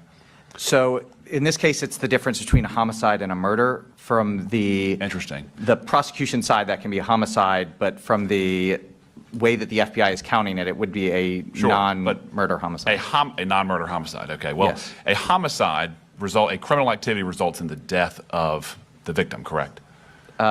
Yes. And isn't it true that since 2000, there have been roughly 1.5 million victims who have lost their lives because of overdoses? I don't have that number, but I can. Okay. So I don't doubt that. That's not as rosy as, crime is going away, crime is decreasing, correct? That's 1.5 million, 1.5 million Americans over the last 20 years who are not captured in this batch of stats. It's astounding. It's astounding. You're also aware that there was a leader in the Capitol Police Department, Mr. Michael Pulliam, who was suspended for manipulating crime data to make it appear that his community was safer than it actually was. Are you aware of that? Are you talking about Washington, D.C.? Yes. I'm familiar with the allegation. I believe that it's under investigation. Yes. So it is potentially feasible that the conclusions that you're deriving, taken from police departments, are not the full picture. I believe that it is the full picture. I know you do, but it's possible. I'm just asking if it's possible. So crime data is very flawed. You just disregarded 1.5 million dead Americans.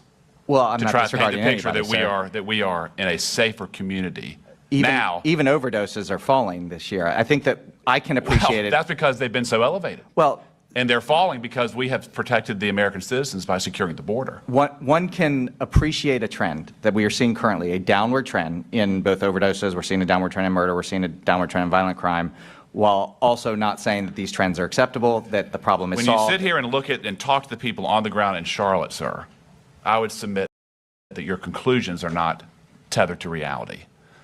Now, Officer Campbell, I want to talk to you just briefly about various initiatives. There's been a lot of discussion about partisanship and how the Democratic Party is not soft on crime. And there are some Democrats who are not soft on crime. But in terms of Defunding the police, a clarion call for the Democratic Party. Does that make us more or less safe? I would say that makes us less safe. What about working feverishly against long-term incarceration? Is that more or less safe? Less safe. Mr. Woody, what about cashless bail? Again, that's a uniquely partisan initiative, funded by Democrats nationally, locally, and the state level. Does that make us more or less safe? Cashless bail makes us less safe. Mr. Campbell, in regards to the complete disregard of our borders, our immigration laws, does that make us more or less safe? Less safe. What about decriminalizing all drugs? That's a partisan initiative in some parts of the country. More or less safe? Less safe.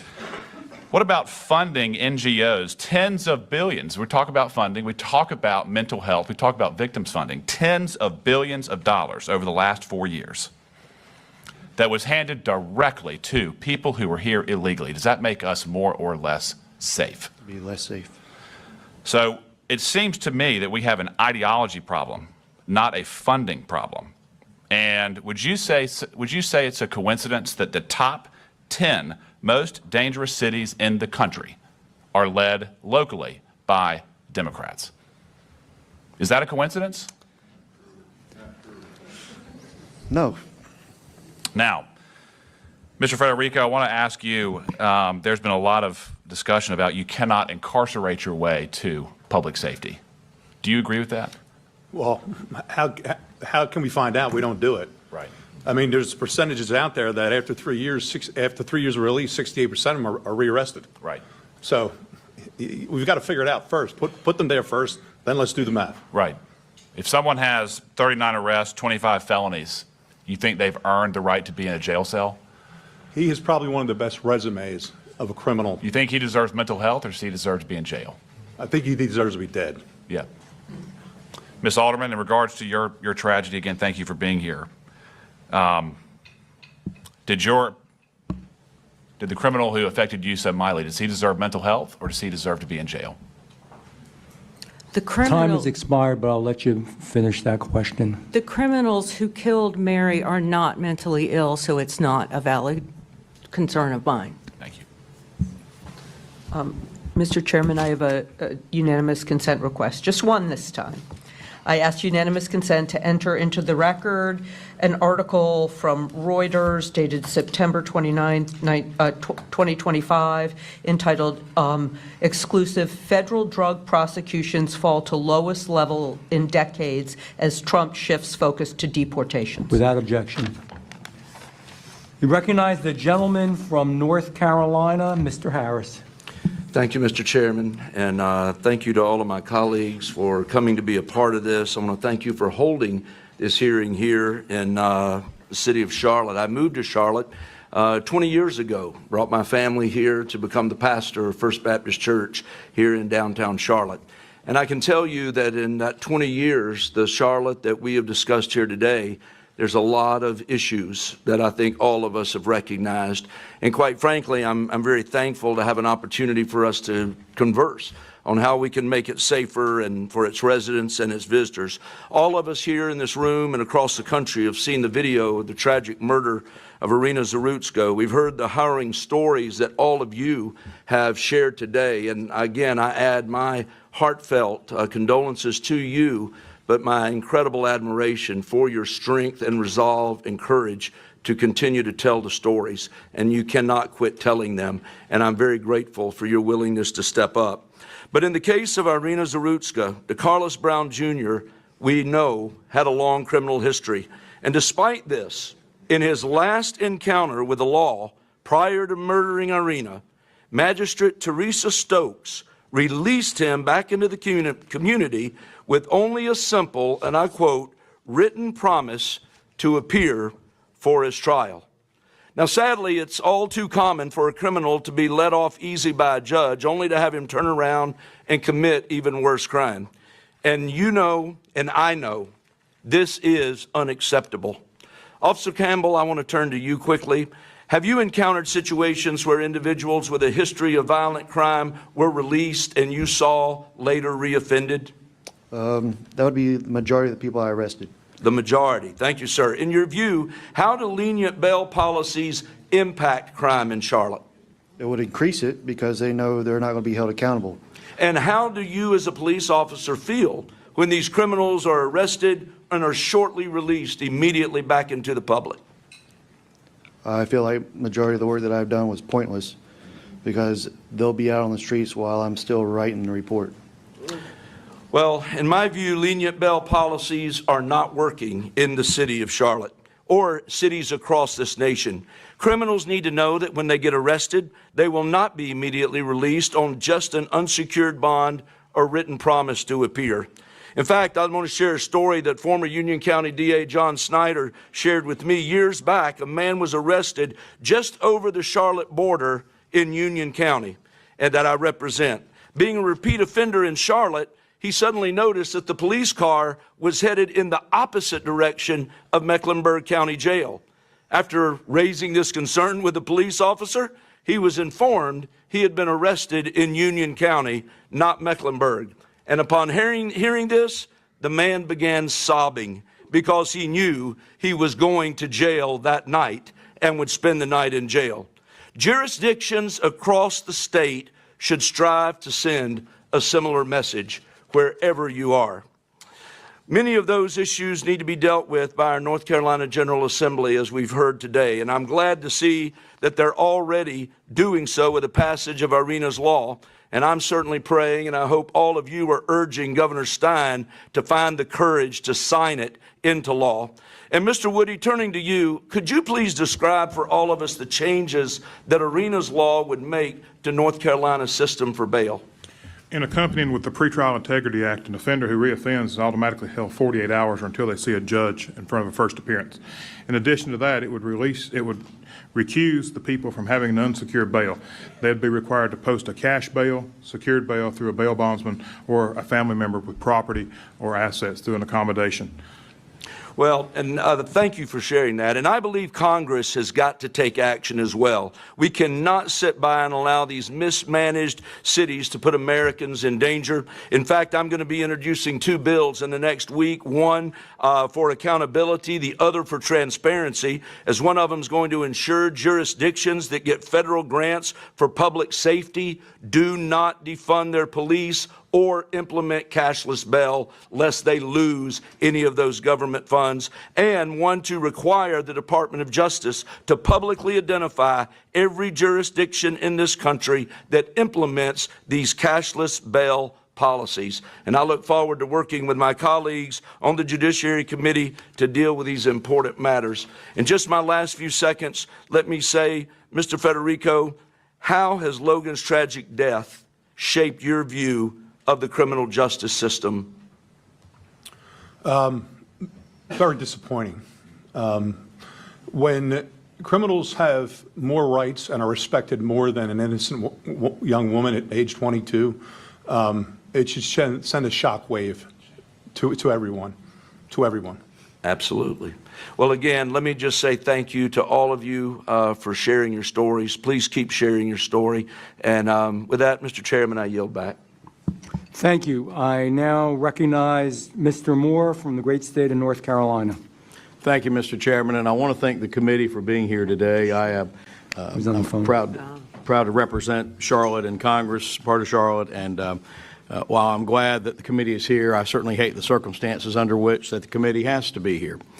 To our witnesses here, I have no words. Some of you I've talked to before, some this is the first time, and the tragic deaths that you all have discussed, that you're living through, Officer Campbell, your injuries are things that should never, ever have happened. And I do want to push back on some of the argument that this is a money issue. This is not a money issue. This is a policy issue. This is a choice that is made often by magistrates, and I can give you some examples. One as recent as just a couple weeks ago. Two of the district attorneys in two of the neighboring counties I represent, Travis Page from Gaston County, Mike Miller from Cleveland County, are here. And I can tell you a story that I think is very telling, and this happened just September 3rd, so this is very recent.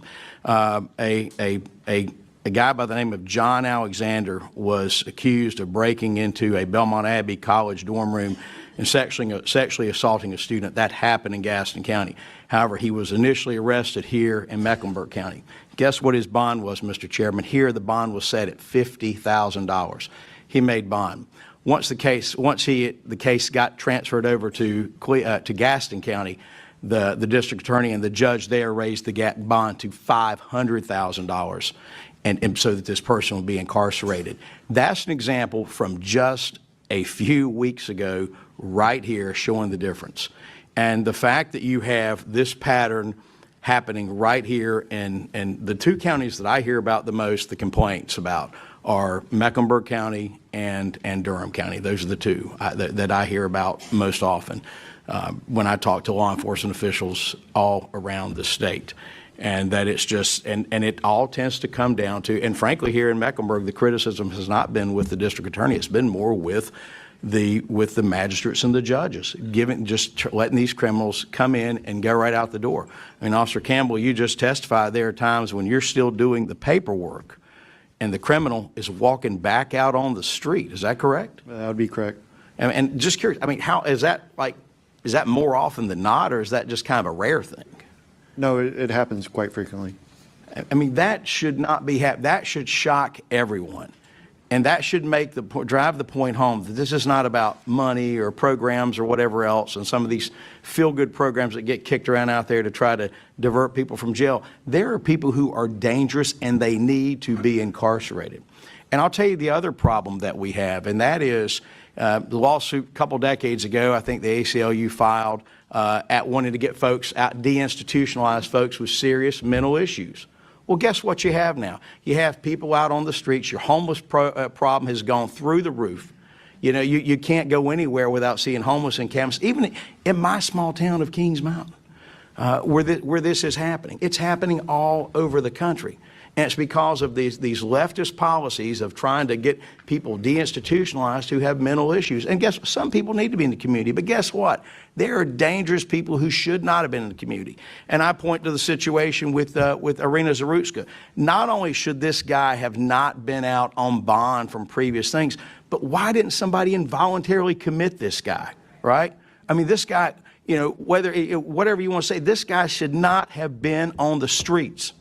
And these policies have to change. But guess what? It's a question of what's happened when it comes to judicial officials around, because you don't hear this as much in some of the other counties. I mean, you've got a data pool that you can look at.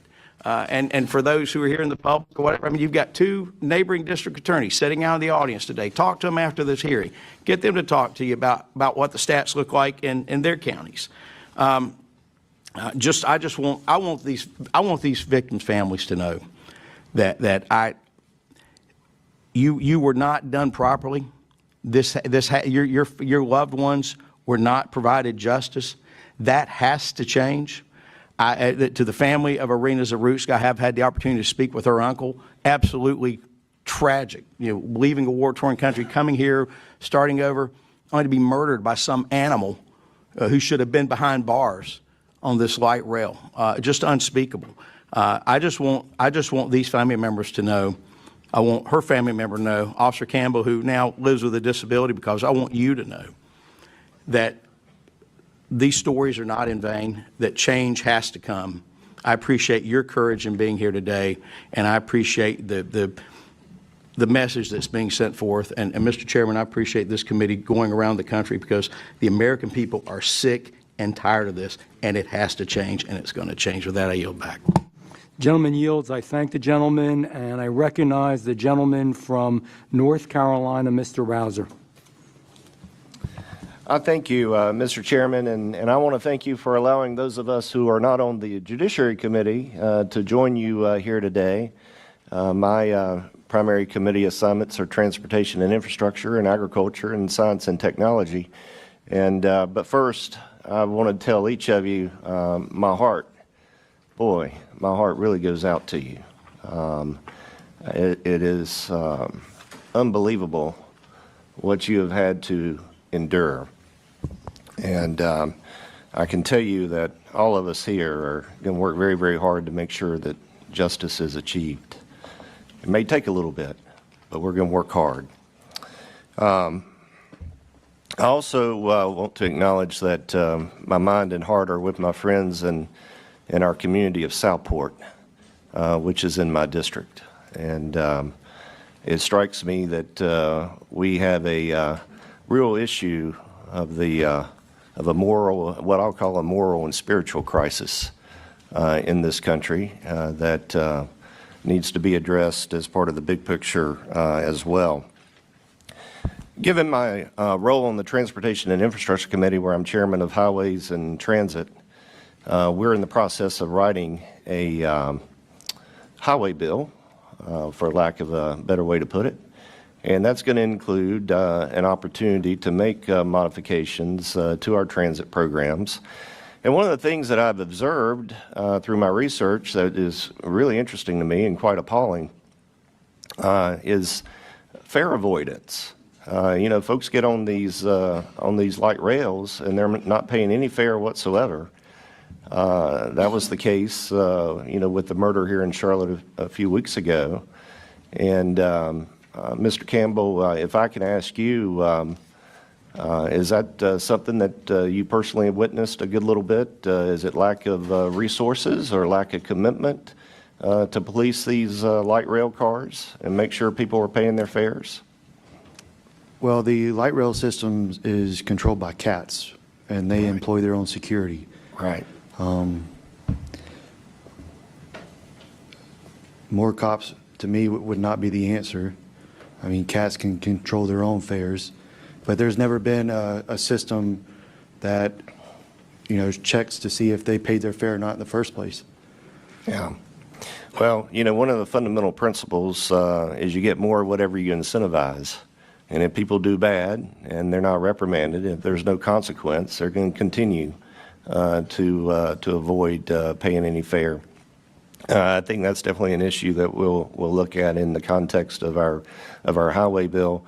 I know we have some great and fine citizens of this community, David Longo and many other business leaders who are working to enhance the community here for the future and are working on those specific issues, and I appreciate them for their commitment and dedication to it.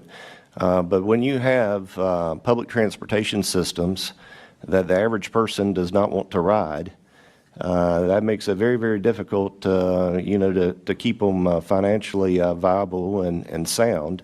And of course, is really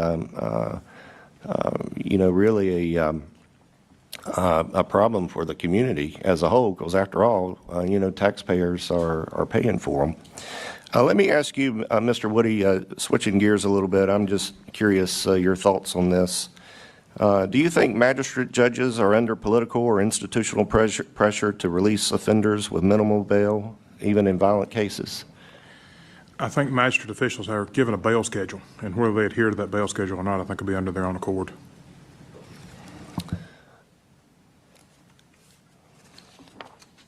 Let me also, Mr. Campbell, back to you.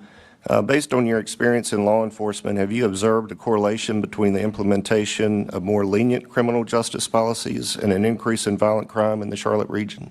Yes. Unequivocally, yes. Yes. Thank you, Mr. Chairman. I yield back. Thank the gentleman. Mr. Chairman, I have a unanimous consent request. I ask unanimous consent to enter into the record an article written by Rachel Crumpler and Taylor Knopp titled "Charlotte Light Rail Killing Exposes Gaps in NC's Mental Health System," published by the NC Health News on September 25th, 2025. Without objection, I also have a couple of UCs. One is the new Senate Judiciary report, the Grassley report, which shows Biden DOJ sent taxpayer-funded grants to Soros-backed soft-on-crime NGOs. That money, your tax money, actually went there. I also have another unanimous consent from the City Journal. Are crime statistics reliable? The agencies from that article process is shrouded in mystery, and its numbers are often inconsistent and inaccurate.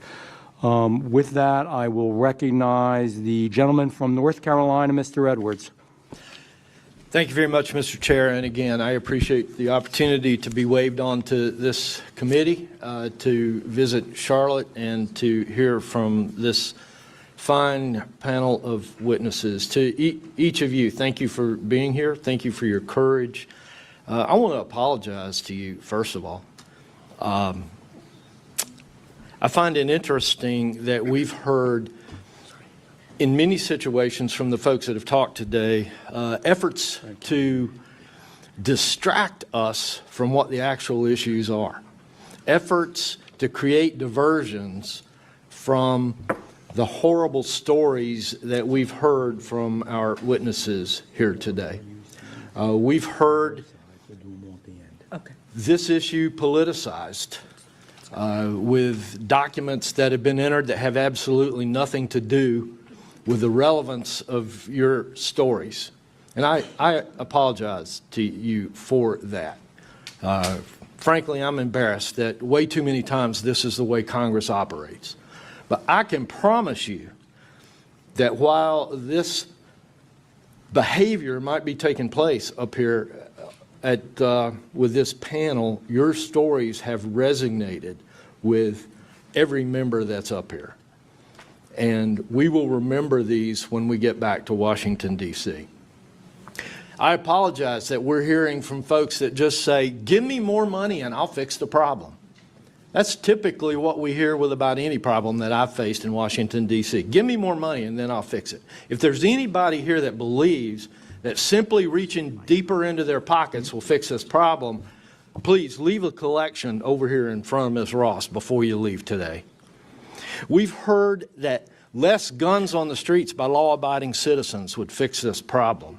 Ms. Alderman, let me ask you, would less guns on the streets by law-abiding citizens, would that have saved Mary's life?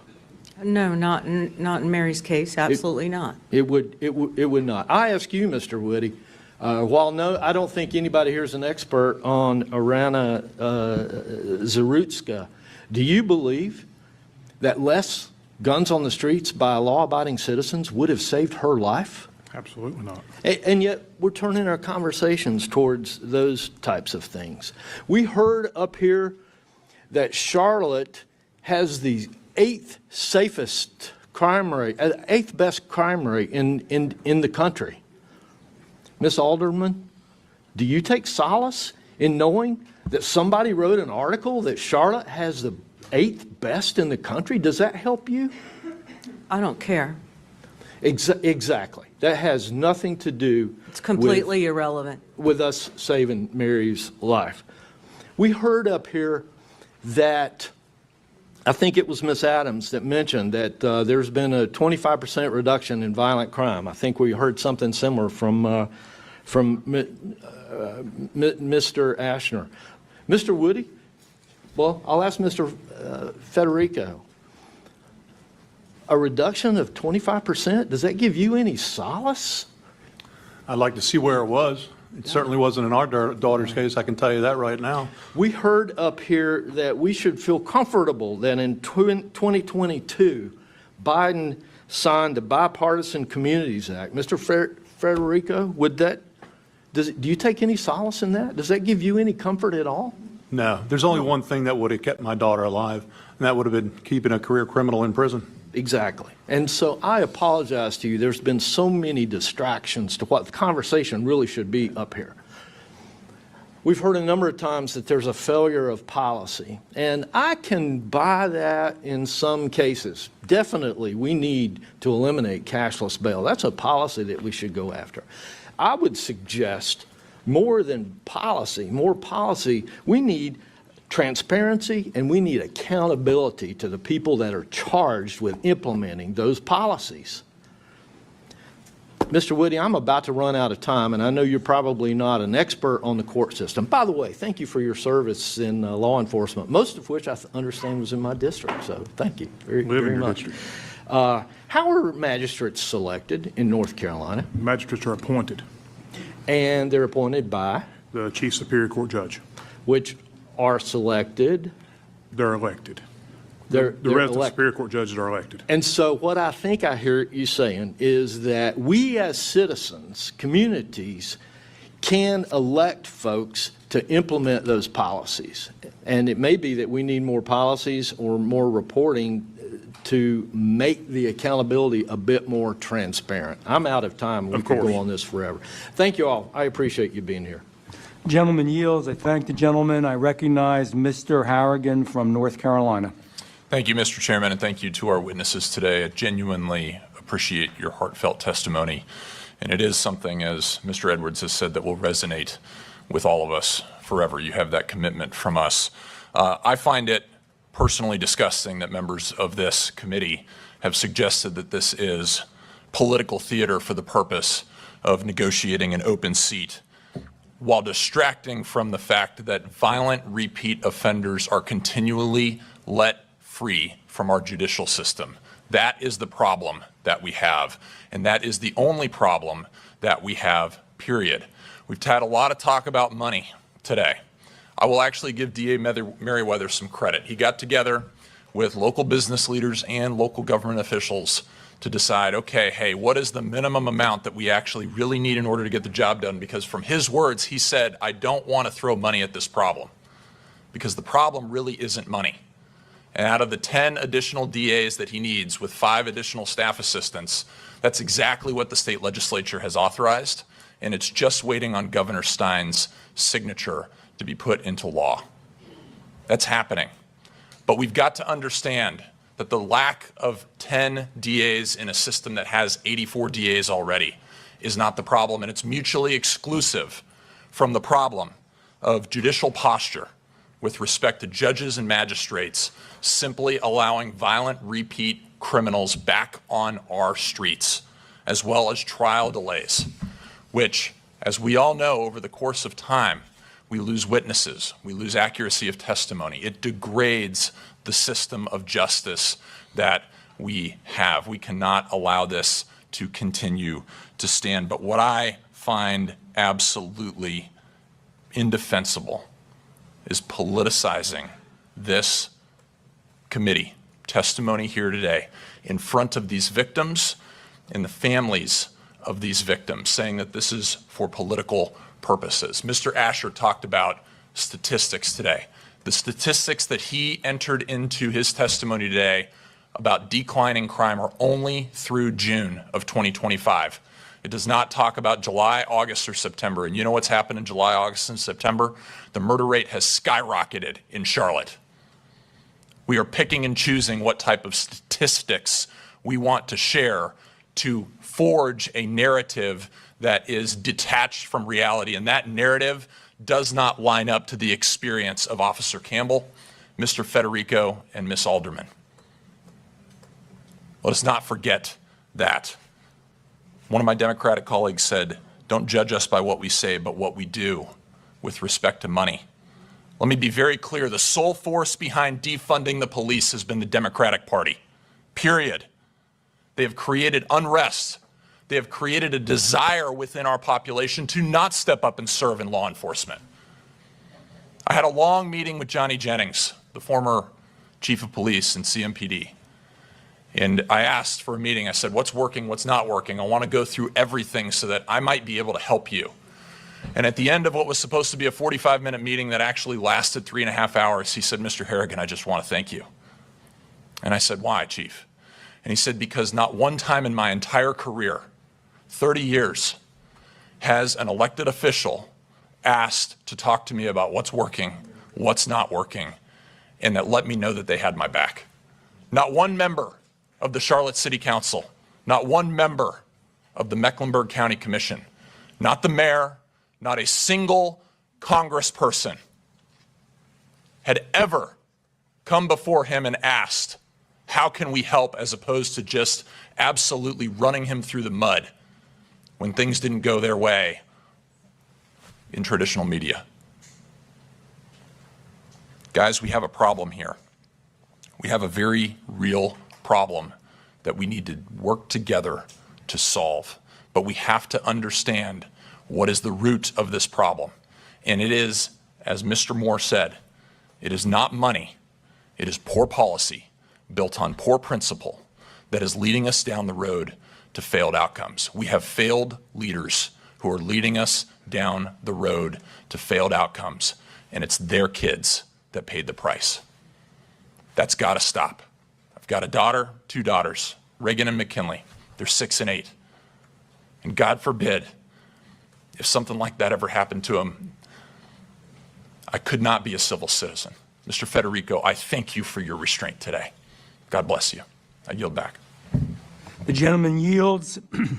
I recognize Mr. Schmidt from the great state of Kansas, I believe. Thank you, Mr. Chairman, and I want to thank all of our witnesses, but particularly the family members or the victims themselves, in the case of Officer Campbell.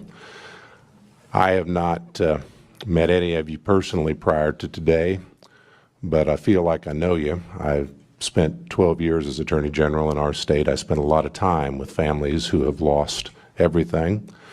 I always made a point to sit down with families before we made charging decisions or plea decisions or management decisions on a case, because I thought that was important to understand as we were acting on behalf of the state of Kansas within the boundaries of the law and the evidence that was in front of us. So I want to thank you for stepping forward and express my unbelievable sorrow with you, even though we've not met before today.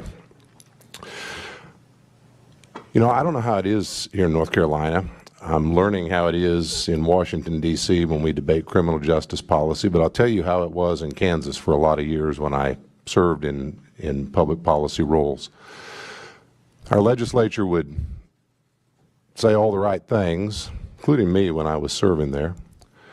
And then it would come crunch time, and it was time to make numbers fit, and it was budget time, and we always ended up in the public safety context in a conversation about bed space in our prisons and the cost of managing inmates or offenders on the back end. And then we had very smart people, and I say this genuinely, like Mr. Asher, who I've not met before, but I've heard his presentation through a lot of smart folks that sit and crunch numbers, who tell us how to back into public safety decisions. And then we would make those decisions, and I'd often vote against them, because it ended up with the decision being that you had decided how many people you were willing to pay to correct, and then you were deciding who went to the top of the list to be corrected. And everybody else wound up on early release, they wound up on work release, perhaps they wound up with a cashless bail option. We didn't have that in Kansas. We repelled that. I always thought that was backwards. I always thought you ought to sit down with individuals who had lost a loved one or who were themselves victims of crime. You ought to make policy decisions based on what you thought justice was in an individual case, and then you ought to make resource decisions based upon what your policy decisions were on what justice demanded. And I thought that was correct even as a fiscally conservative guy, because I think public safety is a core function of state and local government and of the federal government within our boundaries. And so I guess I would just ask, I'm going to start with Ms. King, because she's worked the system as a prosecutor. I mean, do you share that general philosophy that we ought to decide who we need off the streets first, then figure out what it costs, as opposed to deciding how much we're willing to spend, and then figure out who we can get off the streets with the resources available? I think the criminal justice system is dependent upon who commits the crime.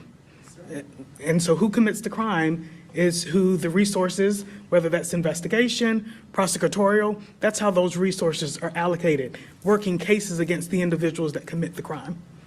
Officer Campbell, how about you? You've seen both sides of the system now.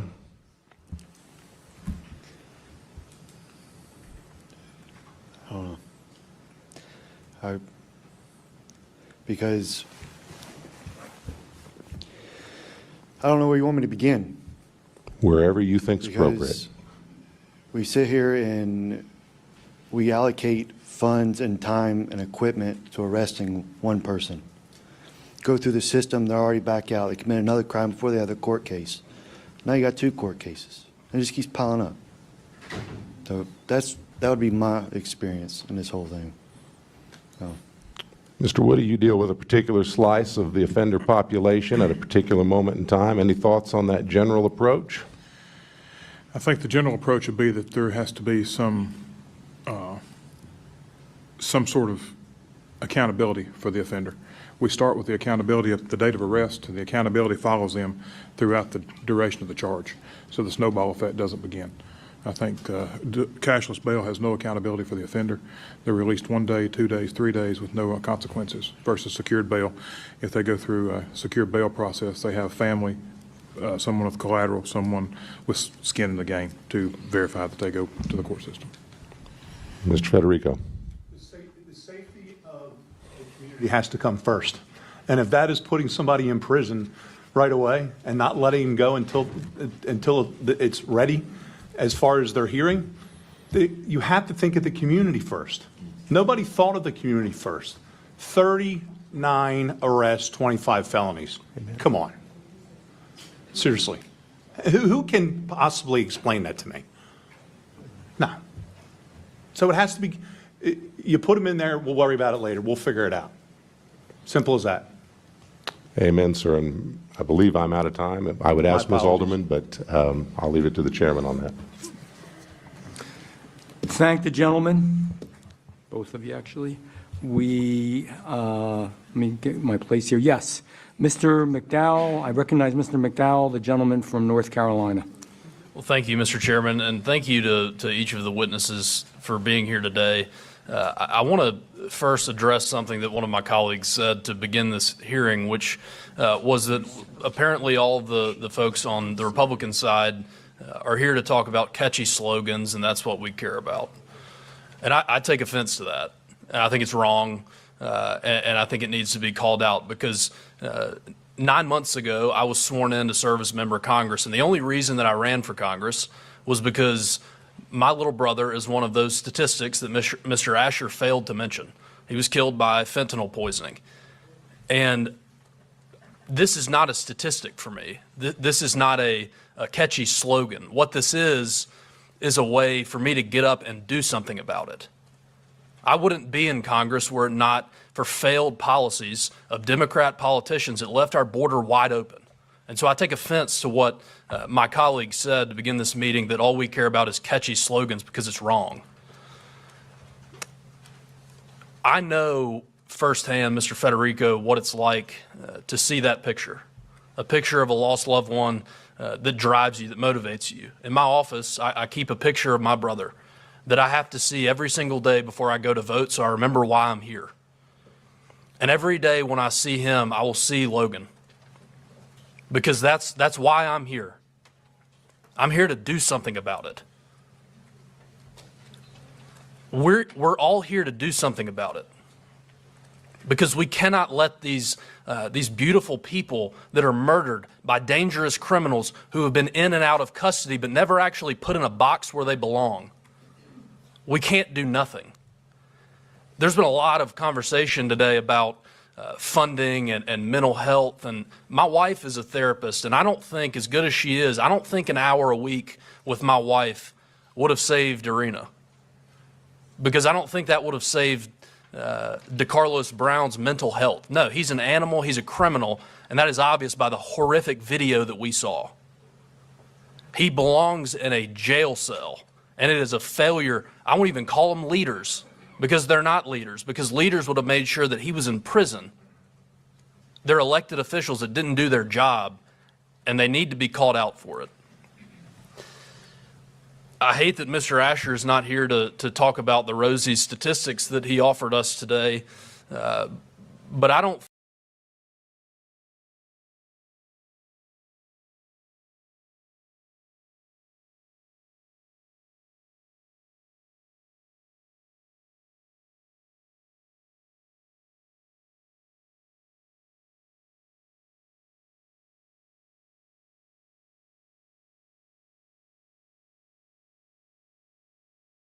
statistics really do anything for victims, families.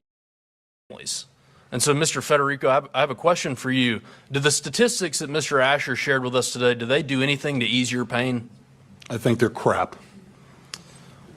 I concur. And unfortunately for the narrative that my friends on the other side of the aisle are trying to paint, I'm going to yield the rest of my time to Representative Knott to continue his questioning.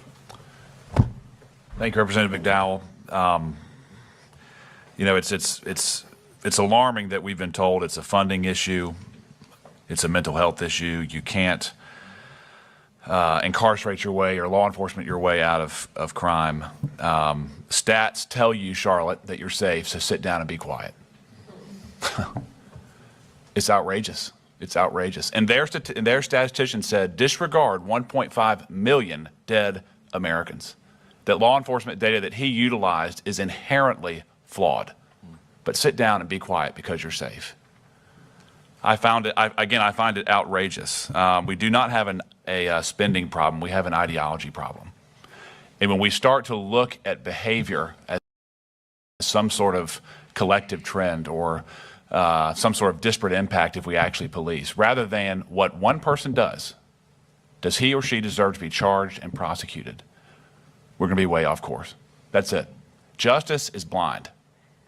If you commit a crime, you deserve to be prosecuted. And I hate to say this, but I've been very convicted up here. If any of us on this row right here had something stolen from us, if we were slapped, punched, shoved to the ground, do you think that we would be crying mental health? I find it laughable. I find it laughable. And I'm astounded that we look at the brutal murder of Irina. How anybody could conclude this is a mental health crisis is astounding. I'm short on time. Ms. King, let me just ask you, one tool that I think is underutilized is the task force officer model. Can you briefly summarize how we can implement that around the country to force multiply for good? Absolutely. The task force model, which was best utilized through the Organized Crime Drug Task Force, combines resources at both the federal and the state level, law enforcement, and even prosecutors. The benefit of that is because oftentimes local law enforcement, they know the drivers of the violent crime on the street. They're in the community every day. They know those repeat offenders. However, the federal law enforcement oftentimes does in fact have more resources, whether that be money to throw at investigations and or manpower. And so combining those tools really does make a bigger and better impact. They're able to make bigger and better cases, and really they're able to focus their attention on specific problems such as violent crime. In my experience as a prosecutor, the most violent people I was ever able to prosecute were, in fact, a result of a task force model. And so I would echo that. I know the OCDF program has been dismantled. I would echo that bringing back programs such as that are, in fact, tremendously instrumental in our communities. Thank you. The gentleman yields, and the gentleman yields, and last but not least, we have the gentleman from South Carolina, Mr. Norman. You know, I've sat here for, 2.5 hours and heard members that serve in Congress quote statistics. Quote statistics. Crime statistics down in Charlotte. How does that help the victims that are up here? What if, Ms. King, if your daughter or your granddaughter or Congresswoman Ross and Adams used your time to quote how crime is down? What about calling your mayor out, Mayor Lyles, who failed to report the stabbing? Bring that picture up here. Who failed to report the stabbing. It happened in August 22nd. Where's your voice for that? Where's your voice for those, for the children who were, as my colleague mentioned, were led across the border to the tune of 20 million people by your president who opened the door? We finally had a president that stopped it. And you criticize Trump and quote statistics? Are you kidding me? It's a disconnect. What about the 14,000 murders last year? What about that statistic? What about the, Mr. Federico, what'd you say, 39 violations, 25 felonies? He's out. He's out. This is an insult. You could fill this entire room with victims all across Charlotte, and I'm from South Carolina, but you could take just a county and fill everybody here. And y'all using your voice as members of Congress? No, it's more than about money. What about cutting the pay of those judges who cut these criminals loose? What about them? Yeah, y'all put the handcuffs on the police, and you put the handcuffs on the police instead of on the victims. It blows my mind as I sit here and hear this. Let me give you a visual. Ms. Federico, I see your daughter. What about this? Mr. Chairman. What about this? This is the moment before she. Hey, Mr. Chairman, it's my time. It's not her time. It's the gentleman's time. It is the gentleman's time, and it is his right as a member of Congress to testify. No, I'm testify. serious. What about, where was her? Well, how about that statistic? Did it help her? Tell me, did it help her? No, it did not. It's a miscarriage of justice. And for members to sit up here and use their time, it's amazing that in America, what happens here, what happens to this young lady, what happened to your daughter and your granddaughter, that's like Mary. That's what happens in third world countries. What happened to Charlie Kirk? That's what happens in third world countries. And you got members of your party who are, many of which identified with the assassin. All I'm saying is this is not time for politics. This is not time for any race. It's not time of any party. It's about time of justice. And like Mr. Federico said, until we stop putting people in prison, no amount of money, no amount of heartbreak and try to decide, is it mental illness, is it whatever it is, I don't care what it was. They murdered right here. It's sick. And that's what we've got to correct. And that's what many of us up here will stop, or at least stop. And Ms. King, we had a perfect example of a statistic I doubt you ever would hear of. It's the former law enforcement from my home state came up here for a bowling alley. His wife got assaulted. He jumped up and stopped it, like the people failed to do with this lady. He shot at him. I mean, the criminal. He had the license tag and all. Guess what the police said? Can't prosecute him. We don't have enough evidence. He said, I've got the license number. I mean, and so that statistic never showed up. The Charlotte police, for whatever reason, wouldn't report it. The bottom line is, until we start getting a lot harder and start these do-good policies have to go away. We've got to start. The crime needs to be prosecuted, and judges that don't do it, they ought to be replaced. So call for cutting their salary. I yield back. Gentleman yields back. I know we have some unanimous consents on both sides of the aisle. Mr. Fry, I believe you. Yes, Mr. Chairman, I've got two UCs. One is an article in the National Police Association written by Doug Wiley. After 21 years as defense attorney, Byron Gibson isn't much of a prosecutor. I also have you want to do them all collectively? Yes. Okay. I also have the SLED report from Alexander Dickey, who was the murderer of Logan Federico. Without objection. Thank you, Mr. Chairman. Ms. Ross, I believe you have some ranking member. I have a few. Thank you. So I ask unanimous consent to enter into the record a report written by Kylie Murdoch and Jim Kessler, 21st Century Red State Murder Crisis, published by Third Way, February 27th. Without objection. Unanimous consent, report written by Chandler Hall, highest rates of gun homicides are in rural counties, published by the Center for American Progress. Without objection. An article written by Nick Wilson titled Trump Administration's Budget Will Undermine ATF's Effort to Prevent Violent Crime. And an article written by our witness, Mr. Asher, who had to leave, what to do about crimes persistent. Without objection. And then a unanimous consent to enter into the record an article written by Michael Waldman, Trump defunds effective crime prevention policies. Without objection. So, I want to... Ms. Adams has one.